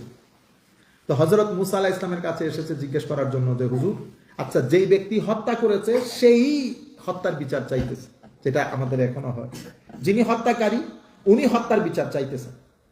তো হযরত মুসা আলাইহিস সালাম আল্লাহর দরবারে ফরিয়াদ করার পরে আমার আল্লাহ কোরআন শরীফের আয়াত নাজিল করেন, মানে আল্লাহ রাব্বুল আলামিন তাকে ইলহাম করেন যে তাদেরকে বলেন একটা গাভী জোগাড় করতে। এটা বলার পরে তাদের মাথা গেছে খারাপ হয়ে, যে আমরা চাইতেছি হত্যার বিচার হোক, আপনি বলতেছেন গাভীর কথা।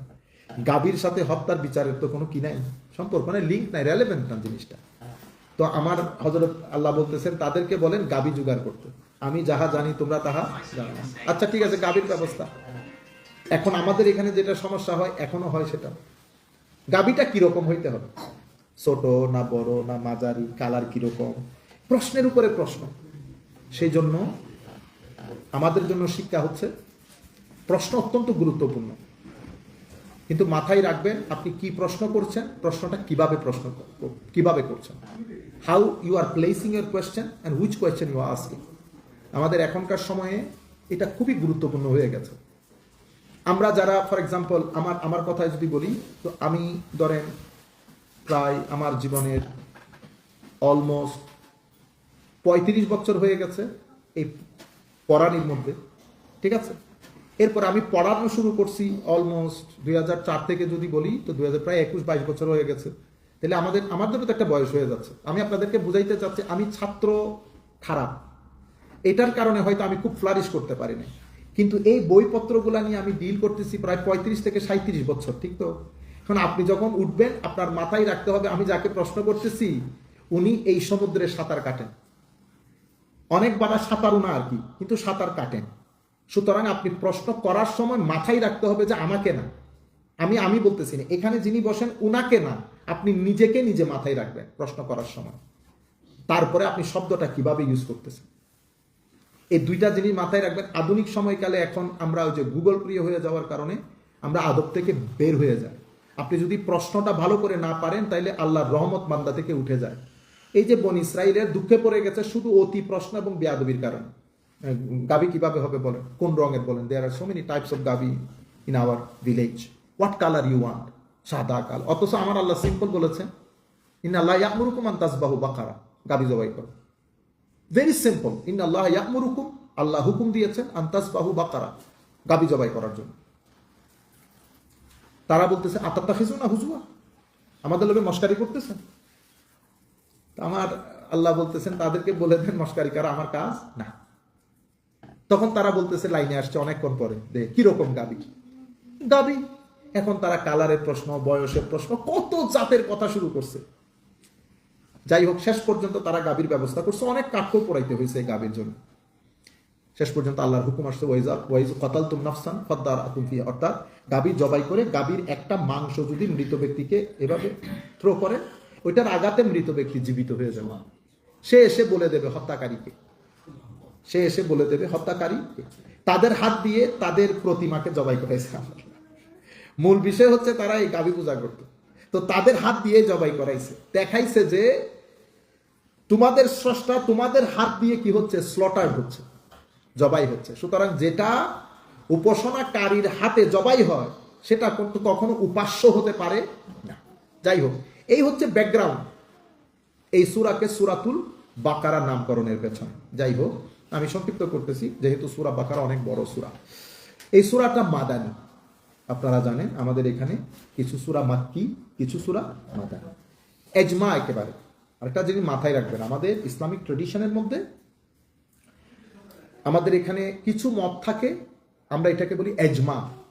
এজমা মানে বেশি সংখ্যক আলেম এই মত দিয়েছেন, কিন্তু এটার বাইরেও মতামত আছে, এটার বাইরেও মতামত আছে, কিন্তু আমরা বলার সময় বেশিরভাগ উলামা যে কথা বলেছেন সেই কথাগুলো বলি। সবসময় প্রত্যেক জায়গার মধ্যে ওপিনিয়ন থাকে, এগুলা নিয়ে আমরা বাণিজ্য করি, মানুষকে মিসগাইড করি। যেমন আমার নবীর জন্ম তারিখ নিয়ে, প্রত্যেক জন্ম তারিখ নিয়ে একতলাফ আছে, প্রত্যেক ঘটনার বার নিয়ে, সময় নিয়ে একতলাফ আছে, মত পার্থক্য আছে, সবকিছু নিয়ে একতলাফ আছে। আপনি দেখছেন না এটা মক্কি সূরা না মাদানী সূরা, এটা নিয়ে একতলাফ আছে। বুঝতে পেরে এই কারণে তো মুসলিম ফ্লারিশ করেছে অনেক বেশি, কিতাবপত্র রচিত হয়েছে অনেক বেশি। এই দেখেন, হোয়াট ইজ নলেজ, জ্ঞান কি, কিভাবে অর্জিত হয়। মুসলমানরা যেই পরিমাণ পেজ এই দুই সাবজেক্টের উপর লিখেছে, অন্য কোন ট্রেডিশনের লোক তারা যা লিখেছে তা যদি এক পাল্লায় রাখি, মুসলমানদের 3 জনের সমতুল্য হবে না। সেজন্য আমার এখনো মনে আছে, আমরা একটা জায়গায় ছিলাম, আমাদের একটা বড় প্রফেসর সাহেব, মাদ্রাসার ছাড়া আমরা স্বাভাবিক মানুষ আন্ডারস্টিমেট করে সব জায়গার মধ্যে, এটা আমার শিকার হইতে হয় সব জায়গায়, কারণ প্রেজেন্ট তো করেন আপনারা এইভাবে না, হুজুর তো হুজুর মানে হুজুর আর কি, বুঝতে পেরেছেন। তো আমার এক পর্যায়ে একটা জিনিস নিয়ে রাগ উঠেছে, তখন আমি ওনাকে বলছি যে একটা কাজ করেন, ঢাকা ইউনিভার্সিটিতে কালকে 1 সপ্তাহের জন্য একটা প্রোগ্রাম আয়োজন করেন, what is knowledge, how to acquire knowledge, on this 2 questions. You will speak for 1 week, I will speak for 1 week as well, 2 hours session. আপনি দুই প্রশ্ন থেকে বের হইতে পারবেন না। আমি আপনাকে গ্যারান্টি দিচ্ছি, আমি 1 মাস পড়াইতে পারবো এটার উপর। এটা আমার বাহাদুরি না, কারণ আমার পকেট থেকে পড়াইতে হবে না। উলামায়ে কেরাম যেই পরিমাণ লিখছেন, আপনি যদি 1 মাসও পড়ান 3 ভাগের 1 ভাগও শেষ হবে না। আমরা আমাদের বুধবারে উলামায়ে কেরামের দার্স হয়, সেই দার্সের মধ্যে আমরা প্রায় 20টা লেসনে পড়াইছি what is knowledge, how to acquire knowledge. শেষ পর্যন্ত উলামায়ে কেরাম বলতেছে, হুজুর এখানে খেপতে দিন। আমারও মনে হচ্ছে এনাফ হয়ে যাচ্ছে। বুঝতে পেরেছেন জ্ঞান কাকে বলে, এটা নিয়ে কি পরিমাণ ইখতিলাফ এবং কত অ্যাঙ্গেল থেকে উলামায়ে কেরাম ডিফাইন করেছেন এবং কি পরিমাণ কিতাব লিখেছেন। আপনি সিম্পল একটা দেখেন, কুল্লু একটা শব্দ আছে না আরবির মধ্যে, কুল্লু, যেমন কুল্লু বিদআতিন দালালা। এই যে সব, এই সবের অর্থ কি আসলেই সব? এই সবের অর্থ কি, মানে everything. So what was the meaning of everything? Everything means everything. এই কুল্লুনের উপরে জলিলুল কদর একজন ইমাম প্রায় 250 থেকে 300 পৃষ্ঠার একটা কিতাব লিখেছে, শুধু to explain what is the meaning of কুল ইন কোরআন এন্ড সুন্নাতে রাসূল সাল্লাল্লাহু আলাইহি ওয়াসাল্লাম। আমার কাছে আছে কিতাবটা, আপনারা বুঝতে পেরেছেন। সেই পরিমাণ জ্ঞানের প্রতি উলামায়ে কেরামের মুসলিম উম্মতের একটা বড়, মুসলিম স্কলারদের অনেক বড় শান ছিল যে ওনারা মাল্টি ডাইমেনশনাল পার্সোনালিটি ছিলেন। যেমন ইমাম গাজালি, উনি শুধু দার্শনিক ছিলেন না, উনি সেকুলার সায়েন্সের অনেক বড় পণ্ডিত ছিলেন, সাথে ইসলামিক স্কলার ছিলেন। ইমাম রাজি, উনি তৎকালীন যুগের অন্যতম পদার্থবিদ ছিলেন। মানুষ এমনিতে দাম দেয় নাই তো, আজকে আপনি আমাকে দাম দিচ্ছেন না, কারণ আমি ইয়াতাফাক্কারুন, আমি ইয়াসকুরুনা জানি, ইয়াতাফাক্কারুনা জানি।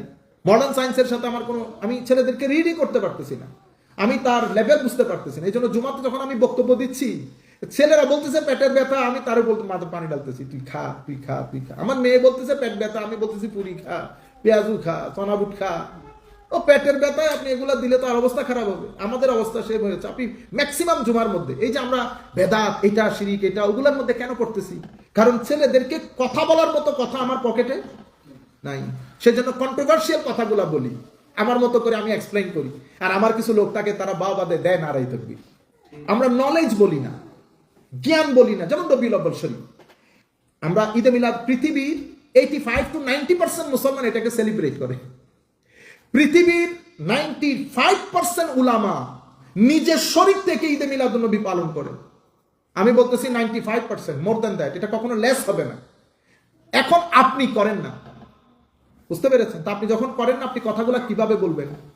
আমি শুনতেছি তো জিনিসগুলো, আপনারা বলেন না, পরে মানে সন্ত্রাস টাইপের কথাবার্তা, যে নাই বেটা খাবি যা। আপনি বলবেন যে ভাই, আমি হলে আপনার জায়গায় এইভাবে বলতাম। আমি আশা করবো আমরাও এইভাবে বলবো যে ঈদে মিলাদুন নবী ইসলাম হিয়াজ পৃথিবী পালন করে, উম্মতে মুসলিমার অনেক উলামা পালন করে, আমরা করি না। কি কারণে করি না? আমরা এই জিনিসের উপর ভিত্তি করে আমরা করি না। কিন্তু পৃথিবীতে কর্নেওয়ালার সংখ্যা অনেক বেশি। আপনার ইচ্ছা করতেও পারেন, নাও করতে পারেন। এটা হলে আমাদের 75 to 80% প্রবলেম সলভ হয়ে যায়। কিন্তু আমরা সলভ করতে চাই না। কেন? কারণ আমাদের মধ্যে কিছু লোক আছে, এরা সলভ চায় না। এরা চায় যে তরুণ প্রজন্মগুলাকে আমরা কোন পথে ধাবিত করতেছি। আপনি তার দিন শিখানোর আগে প্যান্টটাকে তার হাঁটুর উপরে তুলছেন, ও ধর্ম কি আপনাকে প্যান্ট পরানো শিখাইতে আসছে যে প্যান্ট গোড়ালির নিচে গোড়ালির ধর্মের সাথে এটা সম্পর্ক কি? ইভেন এটা নিয়ে ওলামায়ে কেরাম বলছেন যে যদি অহংকারের কারণে না হয় দেয়ার ইজ নো প্রবলেম। নতুবা ধর্মের এখানে ধর্মের সমস্যা আছে কোন? ধর্মের সাবজেক্ট ম্যাটার কি? ধর্মের সাবজেক্ট ম্যাটার আল্লাহ, রসুল, কোরআন। আপনারা বুঝতে পেরেছেন? এভাবে আরো অনেক সাবজেক্ট। তো এখন আমাদের মনে হয় বেদাত বাদে প্রত্যেক মসজিদের মধ্যে কুল্লু বিদআতিন দালালা, কুল্লু বিদআতিন দালালা, এটা ছাড়া আর কোনো কিছু না। অথচ আমাদের উম্মতে মুসলিমা তরুণ প্রজন্মকে এখন তিন প্রবলেম থেকে বাঁচাইতে হচ্ছে। Everybody should know. একটা হচ্ছে আমাদের তরুণ প্রজন্মকে বাঁচাবেন সেকুলার অথবা এইথিস্টিক ওয়ার্ল্ড ভিউ থেকে। কারণ তারা স্কুল, যেমন আজকে চতুর্দিকে হ্যালোইন পালন হচ্ছে, হ্যালোইন বুঝছেন না, হ্যাপি হ্যালোইন। এটা আমি আজীব হ্যাপি বুধ দিবস, এটা একটা কথা হইতে পারে। সবাই ভূত সাজতেছে, ইন্না লিল্লাহি ওয়া ইন্না ইলাইহি। এটা আমাদের সভ্যতার বড় গিফট আর কি আমাদের জন্য। যাই হোক, তা আমি আপনাদেরকে বলতে চাচ্ছি যে মডার্ন এডুকেশনের কারণে তারা এইথিস্টিক ওয়ার্ল্ড ভিউর দিকে ঝুঁকে যাচ্ছে। তো আমি তাকে ওখান থেকে বাঁচাইতে হচ্ছে, এইথিস্টিক ওয়ার্ল্ড ভিউ থেকে। এইথিস্টিক ওয়ার্ল্ড ভিউ মানে he has no meaning of life. No meaning of life নি, কারণ আপনার জীবনের কোনো আখিরাত না থাকলে তো কোনো অবজেক্টিভ নাই। Do whatever you want to do, you don't need to marry even. সেই কারণে আপনি বিবাহ অনেক কমে যাচ্ছে। লাস্ট 10 years এর মধ্যে আমাদের প্রোডাকশন রেট, বিবাহের রেট অনেক কম। এবং মডার্ন, আপনি যখন অতিরিক্ত মেটেরিয়াল হয়ে যাবেন, আপনার বিয়ে প্রথা বন্ধ হয়ে যাবে। আমাদের ছেলেমেয়েরা বিয়ে করতে চাচ্ছে না। আপনি মাঝখানে পানি ঢেলে লাভ নাই, আপনি শুরু থেকে চিন্তা। আমি এই দিন ওলামায়ে কেরামের মজলিসে 2-4 জন আমার কথাটা তুলছে, হুজুর বিয়ে। তা আমি তাদের কথাগুলো শুনতেছি, আমার হাসি পাইছে। এত কম প্রিপারেশন। আপনি পুরো ওয়ার্ল্ড ভিউটা বুঝতে হবে, ঘটনা কোন জায়গায় ঘটতেছে। যাই হোক, একটা এইথিস্টিক ওয়ার্ল্ড ভিউ এখান থেকে বাঁচাইতে হচ্ছে। দ্বিতীয় বিষয় হচ্ছে যারা নামাজ পড়তে যাচ্ছে, যারা নামাজি হচ্ছে, তারা দিন শিকার আগে এক্সট্রিমিস্ট হয়ে যাচ্ছে। তাদেরকে আমরা শিখাই দিছি এরা বেদাতি, এরা মুশরিক। বুঝতে পেরেছেন? তারা মসজিদের মধ্যে এসে আমাকে নিতে পারতেছে না। অ্যাকোমোডেটিং হওয়ার কথা ছিল, অ্যাকোমোডেট করতে পারতেছে না। ইন্টিগ্রেটিং হওয়ার কথা ছিল, ইন্টিগ্রেট হতে পারতেছে না। মহব্বত ডিস্ট্রিবিউটের কথা ছিল, বাট মানে ইনস্টিটিউট অফ মহব্বত ইজ ডিস্ট্রিবিউটিং হেট্রেড। বরবাদ করে দিয়েছি। তাইলে এরা আরেক জায়গায় এক্সট্রিমিস্ট হয়ে যাচ্ছে। এরা সোসাইটির জন্য অনেক ডিস্ট্রাকটিভ। আচ্ছা, থার্ড যে চ্যালেঞ্জ আমাদের তরুণ প্রজন্ম তারা ফেস করতেছে, এটা হচ্ছে কালচারাল চ্যালেঞ্জ। এত বেশি নিউডিটি এবং ভালগারিটি সোসাইটির মধ্যে, এত অশ্লীলতা। আপনি, আমার ছেলে যখন ইয়ার 4-এ উঠতেছে, আপনি আমাদের বাচ্চারা যখন পড়তো, তারা এমন এমন প্রশ্ন করতো। তাইলে এই জিনিসগুলো তারা স্কুলে শিখতেছে। যেমন একটা ছেলে আমি পড়াচ্ছি, সে একটা গালি দিয়ে দিয়েছে। আমি জানি সে he doesn't know even what's the meaning of it. আপনারা জানেন এখানে সবাই দেয় এই গালিগুলো, আঙ্গুল তুলে একটা গালি। সে আমাকে জিজ্ঞেস করতেছে, হুজুর এই যে আঙ্গুল তুলে, এটার অর্থ কি? এবং আমি একটা বলার পরে সেই গালিটা দিছে। তো এখন অন্যজন হইলে হয়তো মারামারি লাগাই দিত। তা আমি বলছি, বেটা এটা আপনি what did you learn it from? He said, why উস্তাদ? আই সেড, তোর বাপ যদি এটা জানতে পারে, বাপ রে তোরে ভাগ্যা ফেলবে। মায়েরা আরো আসছে বাংলাদেশ থেকে, আলাম লোক। পরে আমি জানছি, আমি তাদের জিজ্ঞেস করছি স্কুলে কি কি করে। এটা একটা জিনিসটা মিস করছে, যেটা আমার মেয়ে আমাকে বলছে। সেটা কি? মুভি দেখে। তা মুভির মধ্যে এই ঘটনাগুলো ঘটে, মুভির মধ্যে তো এই শব্দগুলো ইউজ করে। বুঝতে পেরেছেন? তখন আমি তারে বলছি, এখন তাকে আপনি কিভাবে বুঝাবেন? সে আমাকে জিজ্ঞেস করতেছে, ওয়াই উস্তাদ, হোয়াটস দ্য প্রবলেম? এখন আপনি তাকে কিভাবে বুঝাবেন এই শব্দটা তুমি ইউজ করতে পারবা না? এইগুলো হচ্ছে কালচারাল প্রবলেমের মধ্যে পড়ে যাচ্ছে সে। আমার একটা ছেলে এখানে, আমার ছেলে বলতে আমার স্টুডেন্ট, ইয়ার 7-এ পড়ে। সে যে প্রবলেমের কথা বলছে, ইংল্যান্ডেও আমি সেম প্রবলেম ফেস করছি। এখন এই প্রবলেম থেকে আমি তাকে সেফ কিভাবে করব ভাই? এই জন্য তো আমরা সবাই মিলে, আপনি তাকে মারতে পারবেন, কাটতে পারবেন, আমি হলে তো আমি একই কাজ করতাম। আপনারা বুঝতে পেরেছেন? এখন তাদেরকে বাঁচা, এখন আমি চাচ্ছি এগুলো অ্যাভয়েড করতে। আমি কাজ নিয়ে ব্যস্ত, আমি দফা করো না। I have to save him, I have to protect him. এই জন্য আপনি বেদাত বাদ দেন। আপনি মসজিদের মধ্যে, মসজিদের দরজা জানালাগুলো খোলেন, ইউথদেরকে আসতে দেন, তাদের মনের কথাগুলো আপনি শোনেন। শোনার পরে আপনি স্পিরিচুয়ালি তাদেরকে হিল দেওয়ার চেষ্টা করেন। আপনি জিকির মাহফিল বন্ধ করে দিয়েছেন, আপনি মুহররম শরীফ ইমাম হুসাইনের আলোচনা বন্ধ করে দিয়েছেন, আপনি রবিউল আউয়াল শরীফের পুরা মাস বন্ধ করে দিয়েছেন, শবে বরাত বন্ধ করে দিয়েছেন, মেরাজ বন্ধ করে দিয়েছেন। আপনি ছেলেগুলোকে প্রোটেক্ট করবেন কিভাবে? কারণ আপনি বলবেন, না হুজুর আমি এমনি মাহফিল করবো। বা ঈদের দিনের ঈদ, এটা প্রত্যেক দিন ঈদ মনে হয় না। ঈদের দিন আপনি আফ্রিকার জঙ্গলে থাকেন, দেখবেন ভিতরে ঈদের দিন কেমন যেন একটা লেগে উঠে না। কেন? কারণ ওই দিনের একটা তাসির আছে। আপনি সারাদিন মেসিতে ঘুরছেন, আপনার ভিতরে আল্লাহ বিষয়গুলো আসে না। যে মসজিদে ঢুকছেন, ডিফারেন্ট নামাজ। আপনি ঘরে নামাজ পড়ছেন এক ধরনের, মসজিদে পড়েন নামাজ আরেক ধরনের। কেন? কারণ জায়গার, সময়ের, বারের একটা তাসির আছে। মানডের নামাজ আর সানডের নামাজ এক ধরনের হয় না। মানডে ফজিলতপূর্ণ, থার্সডেতে আপনি জিকির করলে যে মজা পাবেন ওয়েডনেসডেতে সেই মজা পাবেন না। কারণ আমার আল্লাহ এই বারগুলাকে সম্মানিত করেছেন, এই বারগুলাকে সম্মানিত করেছেন। আমার স্টুডেন্ট, সে বিয়ে করেছে হিন্দুকে, বুঝতে পেরেছেন? আজীব বিষয় না? মুসলমান হয়েছে, কিন্তু আপনি আমাদের সমাজ ব্যবস্থা কখনো গ্রহণ করবে? গ্রহণ করবে। আরো পাকিস্তানি, আল্লাহ তোরে যে তোর ভাবে রাখছে আল্লাহর দুনিয়াতে, এটাই বড় কথা। তো সে আমাকে কিছুদিন পরে এসে বলতেছে, হুজুর ও মুসলমান হয়েছে কিন্তু ও কোনো দিন প্র্যাকটিস করে না, এই জন্য ও ডিপ্রেশনে চলে যাচ্ছে। আল্লাহ বেটা এক কাজ কর, सोच समझा के बेटा उसे मक्का शरीफ लेके जा, मदीना शरीफ लेके जा। कहते हुजूर वहां लेके जाके क्या करना, वो उसको तो आता ही कुछ नहीं, ना सूरा जानता ना। मैंने कहा कोई दुआ दुरूद सूरे की जरूरत नहीं, उसे ले जा बस। নিয়ে গেছে, আসছে। আসার পরে কিছুদিন পরে ওই মেয়ে আমাকে বলতেছে, হুজুর এত পরিবর্তন আসলো, কিন্তু এটা হলো কি করে? আমি বললাম, বেটা কিছু লাইট আছে না, লাইট, এটা ছোট লাইট, এটা বড় লাইট। এই পশু কষ্ট থেকে আমার বাবার জন্য একটা টর্চ লাইট খরিদ করছি। এই টর্চ লাইটটা আমি এমনিতে প্রেস করে, এটা কোনো কারণে আমার চোখের মধ্যে পড়ছে লাইটটা, একটু 15 মিনিট তো আমার চোখে অন্ধকার হয়ে গেছে পুরা দুনিয়া। আমি যখন একটু দিছি, এটা মনে হয় যেন 300 মিটার দূরে সব দিন। তাহলে সব লাইট তো এক ধরনের না, কিছু মার্কারি লাইট। মক্কা শরীফ কাবাতুল্লাহ হচ্ছে, এটা কি বলবো এটাকে, এটা হচ্ছে মাল্টিপল লাইটস এর সমাহার। এখানে আপনি একটু দাঁড়ালে যেই পরিমাণ এনার্জেটিক হবেন, আপনি বাইরে 10 বছর পরে থাকলেও সেই পরিমাণ এনার্জি পাবেন না। এরপরে আপনি আমার নবীর দরবারে গেলেন, হায় হায় হায়, আমার নবী তো এনার্জি সেন্টার, তাদের যা কুমিনাল্লাহে নূর, নূর মানে আমার নবী হচ্ছে লাইট হাউস। আপনি ওখানে গিয়ে যদি দাঁড়াই থাকেন 10-12 মিনিট, তো যেই পরিমাণ লাইটের আসর আপনার ভিতরে হবে, আপনি 20 বছর কোথাও পরে থাকলে ওই লাইট পাবেন না, কোনো কিছু করতে হচ্ছে না।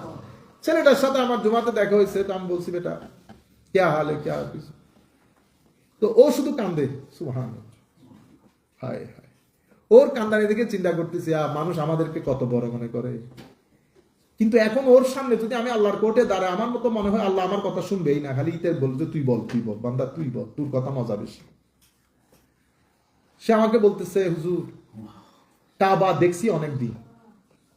कहते मैंने फर्स्ट टाइम जब देखा ना, पता नहीं मेरे अंदर ना तूफान पैदा बर्पा हो गया, मैं देखते रह गया, मेरी इतनी आंसू बातें गया, मुझे समझ नहीं आ रहा था कि हो क्या रहा।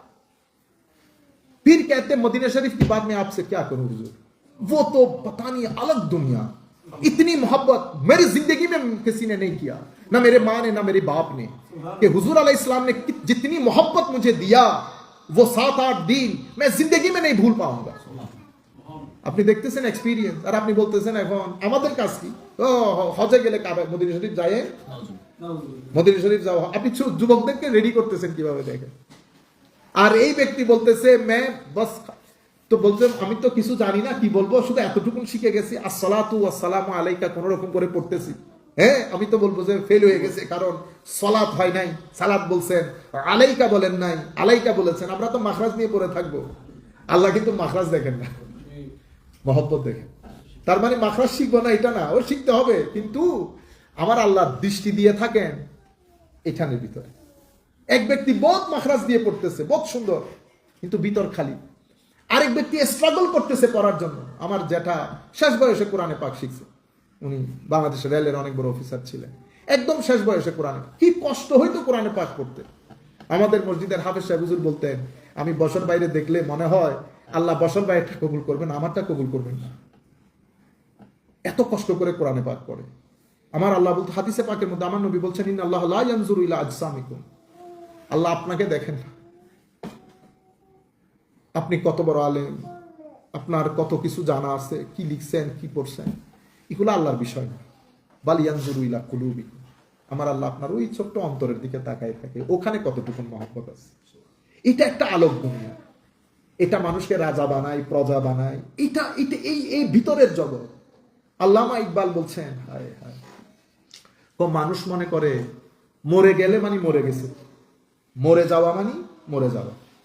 তো আমি মরে যাওয়াকে মরে যাওয়া মনে করি না, আমি মনে করি যেই দিন মানুষ আমাকে ভুলে গেছে, যেই দিন আমার আল্লাহ আমার থেকে মুখ ফিরিয়ে নিয়েছে সেই দিনই আমি মরে গেছি, আমি সেদিন থেকে ডেড বডি। সম্মানিত উপস্থিতি, তাইলে জায়গার একটা তাসির আছে। এই জন্য আপনারা সময় পেলে মক্কা শরীফ যাবেন, সময় পেলে আমার নবীর দরবারে হাজিরি। 7 দিন 8 দিন থাকতে হবে কোনো কথা নাই, 2-3 দিনের জন্য ছুটি পান না, অনেক টাকা তো আপনারা ব্যয় করেন, জাস্ট আমার নবীর দরবারে ঘুরে চলে আসবেন, এনার্জেটিক হয়ে যাবেন। বড় আলেম শুনছেন, ভালো আলেম, গিয়ে অন্তত আসেন হুজুর একটু বসি, কারণ সঙ্গ দিয়ে যেটা হবে সেটা পড়ে হয় না। বলে এক জামানা সোহবতে বা আউলিয়া বেহতারা সাদ সালে তাআত বেরিয়া। তো সামান্য একটা সময় একজন আলেমে দ্বীনের সাথে বসা আর 1000 বছর ইবাদত করা, কোনটা উত্তম? কো আলেমে দ্বীনের সাথে বসা উত্তম। কারণ আমাদের এখানে দুইটা জিনিস, একটা হচ্ছে কাল, একটা হচ্ছে হাল। কাল মানি স্পিকার, হাল মানি হাই হাই changer. Speaker speaks 30 days, nobody change, খালি বলতে আছে বলতে আছে বলতে আছে। এটা মানুষের জীবন পরিবর্তনে কোনো প্রভাব রাখে না। আরেকজন হচ্ছে হালের লোক, কথা কম বলে, শুধু বসে থাকে, চেয়ে থাকে, মানুষও তার দিকে চেয়ে থাকে। তো এই চোকাচুকির মধ্যে ভিতরে তুফান পয়দা হয়ে যাচ্ছে, সে চেঞ্জ করে ফেলতেছে মানুষগুলাকে। তো এটার মধ্যে ফারাক কি? তো দুইটার মধ্যে ফারাক হচ্ছে, আমরা বলি না লা ইলাহা ইল্লাল্লাহ, তো লা ইলাহা ইল্লাল্লাহ হচ্ছে আকীদা, আকীদা। এটা ছাড়া আপনি মুসলমান হইতে পারবেন না। তাইলে আপনি লা ইলাহা ইল্লাল্লাহ বলে মুসলমান হয়েছেন, কিন্তু লা ইলাহা ইল্লাল্লাহ আপনি যদি এটাকে হালত বানাইতে না পারেন, তাহলে আপনি সত্যিকার মুসলমান হইতে পারবেন না। হালত বলতে আমি বোঝাই, আমরা এখানে যারা কাদেরিয়া তরিকার লোক, আমরা একটা জিকির করি লা মাকসুদা ইল্লাল্লাহ, লা মাকসুদা ইল্লাল্লাহ। এটা আমাদের শুধু মুখের কথা। লা মাকসুদা ইল্লাল্লাহ মানে আল্লাহ বাদে আমার জীবনের আর কোনো এইম, অবজেক্টিভ, চাহত, ডিজায়ার কোনো কিছুই নাই। তাইলে একটা লা ইলাহা ইল্লাল্লাহ, সে বলেছে লা ইলাহা, লাখো মানুষ বলেছে লা ইলাহা ইল্লাল্লাহ, কিন্তু লা ইলাহা ইল্লাল্লাহ বলার পরেও হেন কোনো কাজ নাই সে করতে। আমি করতেছি না, দোকানদারি করতেছি, আমি মানুষকে বিক্রি করতেছি, ধর্মকে বিক্রি করতেছি, টাকার প্রতি লোভ, কেন? জবানে আছে লা ইলাহা ইল্লাল্লাহ, কিন্তু এটা এখানে হাল হয় নাই, কালের মধ্যে আছে। হাল হচ্ছে এখানে আমার কলব বাতেন, কাল হচ্ছে আমার জবান। লা ইলাহা ইল্লাল্লাহ, লা ইলাহা ইল্লাল্লাহ বলতে, কিন্তু it does not make any effect on my heart, on my হাল, স্টেট অফ মাইন্ড। যখন এই লা ইলাহা ইল্লাল্লাহ লা মাকসুদা ইল্লাল্লাহতে পরিণত হয়, তখন এটা লা ইলাহা, জবানের লা ইলাহা ইল্লাল্লাহ, এটা অন্তঃকরণে গিয়ে পুরা অন্তঃকরণকে নূরে ইলাহি দিয়ে কভার আপ করে ফেলে, তখন লা মাকসুদা ইল্লাল্লাহ। তাইলে একটাকে, এই লা মাকসুদা ইল্লাল্লাহর লোকগুলাকে আমরা আল্লাহর ওলি বলি, আর লা ইলাহা ইল্লাল্লাহর লোকগুলাকে আমরা মুসলমান বলি। তাইলে দুইটা দুই ধরনের জিনিস। আমি সারাদিন বলতেছি না লা ইলাহা ইল্লাল্লাহ, এই কারণে আমার আল্লাহ বলাটাকে ঈমান বলে নাই। যখনই আল্লাহ মুমিনকে ডিফাইন করেছেন কোরআনে পাকের মধ্যে, কি বলেছেন? ওয়াল্লাযীনা আমানু আশাদ্দু হুব্বাল লিল্লাহ। যারা মুমিন, ওই হই তাদের মহব্বত যদি তুই দেখস, তারা আজীব মহব্বতের লোক। তুই সারা রাত পরে ঘুমাস, তুই পরস লা ইলাহা ইল্লাল্লাহ, সারা রাত পরে ঘুমাস, তুই ফজরের নামাজের জন্য উঠস না, তুই লা ইলাহা ইল্লাল্লাহ, আমি তোরে মানতেছি, তুই মুসলমান, কিন্তু বান্দা তুই জানোস আমার কিছু ওয়াল্লাযীনা আমানু আশাদ্দু হুব্বান লিল্লাহ, আমার মহব্বতের লোক আছে। 2টা বাজার দে, উঠে যায়, সবাই অন্ধকারে শায়িত, সেই জায়নামাজের মধ্যে দাঁড়িয়ে আমার কুদরতির কদমে সিজদা দিয়ে আমার দিকে তাকাই থাকে। তুই বল আমি বরদাস্ত করি কেমনে? তখন 2-3 দিন যেতে না যেতে আমি জিবরিলকে বলি, জিবরিল শুনে রাখ, জমিনের ওই বান্দাকে, ওই ছেলেটাকে আমি বহুত মহব্বত করি, তুমিও মহব্বত করো। তখন জিবরিল ফেরেশতাদের মধ্যে ডেকে বলে, এই ফেরেশতারা শুনো, আল্লাহ তো প্রেমে পড়ে গেছে জমিনের, এখনো পৃথিবীর মানুষ জানেই না কি হচ্ছে, উপরে ঘটনা ঘটতেছে। জিবরিল আমিন ফেরেশতাদেরকে বলে, পৃথিবীর ওই ছেলেটাকে আল্লাহ খুব মহব্বত করেন, আমিও মহব্বত করি, তোমরাও করো মহব্বত। তখন জিবরিল আমিন এসে মানুষের অন্তরে ওই ছেলের, ওই মানুষের মহব্বত ঢেলে দেয়। তো তারা যেখানে যায় পিছনে মানুষ, তারা যেখানে যায় পিছনে মানুষ, লাখ মানুষ, দেখা নাই, শোনা নাই, জানা নাই, দূর দূরান্ত থেকে লেখা পড়ে মানুষের কাছ থেকে শুনে, বক্তব্য শুনে রাতের অন্ধকারে আল্লাহর দরবারে কাঁদতেছে, অথচ এর সাথে এর কোনো দেখা হয় নাই। আমার আল্লাহ যখন মহব্বত করেন, তো আসমানে দুনিয়ার ওই উপরের মধ্যে ঘটনা ঘটে যায়, নিচের মধ্যে এই ঘটনা, তো নিচের মধ্যে কখন ঘটে? যখন জিবরিল আমিন এসে মানুষের অন্তরে তার মহব্বত ঢেলে দেয়। আপনারা বুঝতে পেরেছেন? তাইলে লা ইলাহা ইল্লাল্লাহ, লা মাকসুদা ইল্লাল্লাহর মধ্যে ফারাক খাজা মাইনুদ্দিন চিশতি রাদিয়াল্লাহু তাআলা আনহু। আপনি দেখছেন না, মানুষ আসছে দিন কবুল করছে, মানুষ আসছে দিন কবুল করছে। ইভেন উনি যখন আজমেরে ঢুকেছেন, তো আজমেরে উনি যেখানে, আপনি চিন্তা করে দেখেন, আমি জানি না আপনারা হযরত শেখ গৌসুল আজম আব্দুল কাদের জিলানী রাদিয়াল্লাহু তাআলা দরবারের যিনি বর্তমানে সাজ্জাদান সিং, হুজুরের মসজিদে জুমা পড়ান, হুজুরের আওলাদ শেখ আফিফুদ্দিন গিলানীকে আপনারা দেখেছেন কিনা জানি না। এরপরে ডক্টর শেখ আলী জুমা, আমাদের শ্রদ্ধাভাজন শিক্ষক, অনেক বড় আলেম বলি, শেখ হাবিব উমর, এদের চেহারার ভিতরে আপনি শুধু তাকাই থাকবেন। শেখ হাবিব আলী যখন কথা বলে তাকাই থাকেন আপনি, সুরত। এখন এদের অবস্থা এই যুগে এরকম, তো পূর্ববর্তী যুগে খাজা মাইনুদ্দিন চিশতি, শেখ আব্দুল কাদের জিলানী রাদিয়াল্লাহু তাআলা আনহুদের সিরত সুরত কিরকম ছিল চিন্তা করে দেখ। তো খাজা মাইনুদ্দিন চিশতি তাবু গেড়েছেন, তাবু গাড়ার চেষ্টা করতেছেন। তো ওখানে পৃথ্বীরাজের উট বাঁধা, তো উটের যারা চাকর বাকর ছিল তারা বলতেছে না না, মুসলমানদেরকে জায়গা দেওয়া যাবে না। জায়গা দেবে না? হুজুর এরা তো জায়গা দিতে চাচ্ছে না। দিতে চাচ্ছে না বেটা, আচ্ছা সাইড বাই সাইড কোন রকম থাকো, দেখি কালকে সকালবেলা উঠ উঠে কেমনে। সকালবেলা সে উঠ উঠাইতে চাইতেছে, একটা উঠো আর উঠে না। ঘন্টা চেষ্টা করার পর উঠ সব বসে আছে জমে।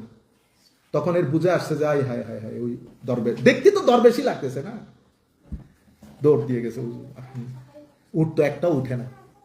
কবেটা উঠ উঠবে না, আপনি আমার বসতে দেন নাই। পরে বলতেছে মাফি। মানুষ ইসলাম কবুল কেমনে করতেছে দেখেন, ব্যবহার, সঙ্গ, চেহারা, মুখ, কনভিন্স হয়ে যাচ্ছে। তো বলতেছে এক ব্যক্তিকে পাঠাইছে, উটদেরকে গিয়ে যা বল, উঠে উঠবে উঠবে উঠবে। এখান থেকে হুজুর ইন হয়েছে, এখন পৃথ্বীরাজের রাজত্বের ভিতরে ইন হয়েছে। বাকি অনেক লম্বা ঘটনা। আমি আপনাদেরকে যেটা বোঝাতে চাচ্ছি যে এই যে সোহবত, এই যে মানুষগুলোর মাধ্যমে মানুষ পরিবর্তন হচ্ছে। কোনো বক্তব্য দিয়ে কখনো দিন প্রচার হয় না, মানে এটা দিয়ে দিন প্রচার হয় না, এটা দিয়ে এলম প্রচার হয়। বাস আমি কথা বলতেছি, আপনারা শুনতেছেন, জানতেছেন। মানুষ পরিবর্তন হয় না, মানুষ পরিবর্তন হয় হাল দিয়ে। হাল মানে আমার ভিতরে যখন নূর থাকবে, আপনি যদি, আমি আপনার ভিতরে নূর থাকলে আমি আপনার সঙ্গে বসলে আমার ভিতরে গলবে, কিছু একটা গলবে। আমার ইচ্ছে করবে বসে থাকি, আমার ইচ্ছে করবে চেয়ে থাকি, আমার ইচ্ছে করবে আপনার সাথে কিছু মহব্বতের কথাবার্তা বলি। বুঝতে পেরেছেন? আল্লাহ আমাদের হামি ও নাসির হোক। মাওলাই করিম আমাদেরকে সেই ধরনের মানুষ আমাদের জীবনে দান করুক। আমি আপনাদেরকে বলতে চাচ্ছিলাম যে এই যে কোনো মসজিদে, মদিনা শরীফে কোনো আলেমে দিন, কোনো একজন ভদ্র মানুষ যিনি পাঞ্জে গানা নামাজ মসজিদে পড়েন, মসজিদের খেদমত করে, এই মানুষগুলোর সুবত এখতিয়ার করবেন। তখন আপনার ভিতরের জ্বালাগুলো, যেগুলো আপনাকে ডিপ্রেশনের শিকার করায়, ওগুলো আস্তে আস্তে রিমুভ হয়ে যাবে। আল্লাহ আমাদের হামিয়া নাসির হোক। আমরা আজকে আর বেশি না করি, এখান থেকে শেষ করি, এরপরে ইনশাআল্লাহ আমরা ধারাবাহিকভাবে বলতে থাকবো। তো এটা মাদানী সূরা। এই সূরাটা পুরা মদিনা শরীফের পিরিয়ডে আল্লাহ নাজিল করেছেন। একটা শেষ আয়াত, মানে সূরা বাকারা, এই এক আয়াতের মাধ্যমে কোরআনের আয়াত অবতীর্ণের সমাপ্তি ঘটে। শেষ যেটা আয়াত নাজিল হয়েছে, ওয়াত্তাকু ইয়াওমান তুরজাউনা ফিহি ইলাল্লাহ সুম্মা তুওয়াফফা কুল্লু নাফসিন মা কাসাবাত ওয়া হুম লা ইউযলামুন। ওয়াত্তাকু ইয়াওমান তুরজাউনা ফিহি ইলাল্লাহ। বান্দা, পৃথিবী দুনিয়া পাগল করে দিয়েছে, বাউলা করে দিয়েছে তোমাদেরকে। ভয় করো, একটা দিন আসবে আমার কোর্টে তোমাকে দাঁড়াইতে হবে। তুরজাউনা ফিহি ইলাল্লাহ, তোমরা ফেরত আসবে আমার কাছে। সুম্মা তুওয়াফফা কুল্লু নাফসিন মা কাসাবাত ওয়া হুম লা ইউযলামুন। প্রত্যেক ব্যক্তিকে তার কৃতকর্মের পূর্ণ প্রতিদান দেওয়া হবে, এখানে কোনো জুলুম হবে না। এই আয়াতের মাধ্যমে আল্লাহ রাব্বুল আলামিন কুরআন অবতীর্ণের যে কন্টিনিউইটি সেটাকে শেষ করেন, এবং পুরা মদিনা শরীফ এর পুরা পিরিয়ডে সূরা বাকারা নাজিল হইতে থাকে। আরেকটা পয়েন্ট বলে ফেলি, কোরআনে পাকের আরেকটা শান হচ্ছে প্রত্যেক দুই সূরা, দুই আয়াত, এটার মধ্যে একটা মিল থাকে, রেলেভেন্ট থাকে। এটাকে কনটেক্সচুয়াল বিউটি কোরআনে পাকের। যেমন আপনি দেখবেন সূরা নাজম আছে না, ওয়ান নাজমি ইজা হাওয়া, এটার আগে আল্লাহ রাব্বুল আলামিন ওয়া ইদবারিন নুজুম, সূরা তাহার শেষ আয়াত হচ্ছে ওয়া ইদবারিন নুজুম। তাহলে সূরা তাহার পরে সূরা নাজম, সূরা তাহা শেষ হচ্ছে ওয়া ইদবারিন নুজুম দিয়ে, আর সূরা নাজম শুরু হচ্ছে ওয়ান নাজমি ইজা হাওয়া দিয়ে। তাহলে দুই সূরার মধ্যে রেলেভেন্স কি? ওয়ান নাজমি ইজা হাওয়ার মধ্যে আমার নবীর মেরাজের বর্ণনা দিয়েছেন আল্লাহ। এই ধরনের আরেকটা ঘটনা সৃষ্টির মধ্যে ঘটেছে মুসা আলাইহিস সালামের মাধ্যমে, যেটা তুর পাহাড়ে হয়েছে। সেই কারণে সূরা তুরের মধ্যে মুসা আলাইহিস সালামের যেই মেরাজ, মুসা আলাইহিস সালামের যে ইসরা, সেই ঘটনা আল্লাহ বর্ণনা দিয়েছেন সূরা তুরের মধ্যে। আর নজমের মধ্যে আমার নবীর মেরাজ বর্ণিত হয়েছে। সেই কারণে এটা হচ্ছে দুই সূরার মাঝে সামঞ্জস্যতা।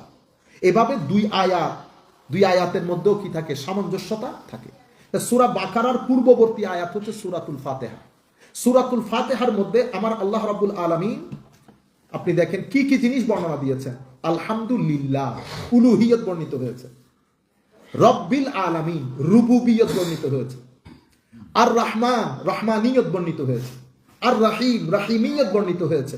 মালিক ইয়াউমিদ্দিন, মালিকিয়ত বর্ণিত হয়েছে। তাহলে সূরা ফাতিহার মধ্যে আমার আল্লাহ উলুহিয়ত মানে আল্লাহ ইলাহ, সিজদার মালিক। রুবুবিয়ত, আল্লাহ আমাদেরকে পালন করেন। রহমানিয়ত, অনেক দয়ালু। রহিমিয়ত, দয়ালু তবে কন্ডিশনাল। রহমানিয়ত যে দয়ালু, কোনো কন্ডিশন নাই, মানেন না মানেন সবাইরে দেয়। আমার আল্লাহ যোগ্যতার বিচার করেন না, দুনিয়ার কথা। দুনিয়াতে যোগ্যতা বিচার করে না, সবাইকে দেয়। আমাদের মতো জাহেল পুরককে বসাই দিছে না এখানে। যোগ্যতার বিচার হলে তো পারতাম না, পাশ হইতাম না।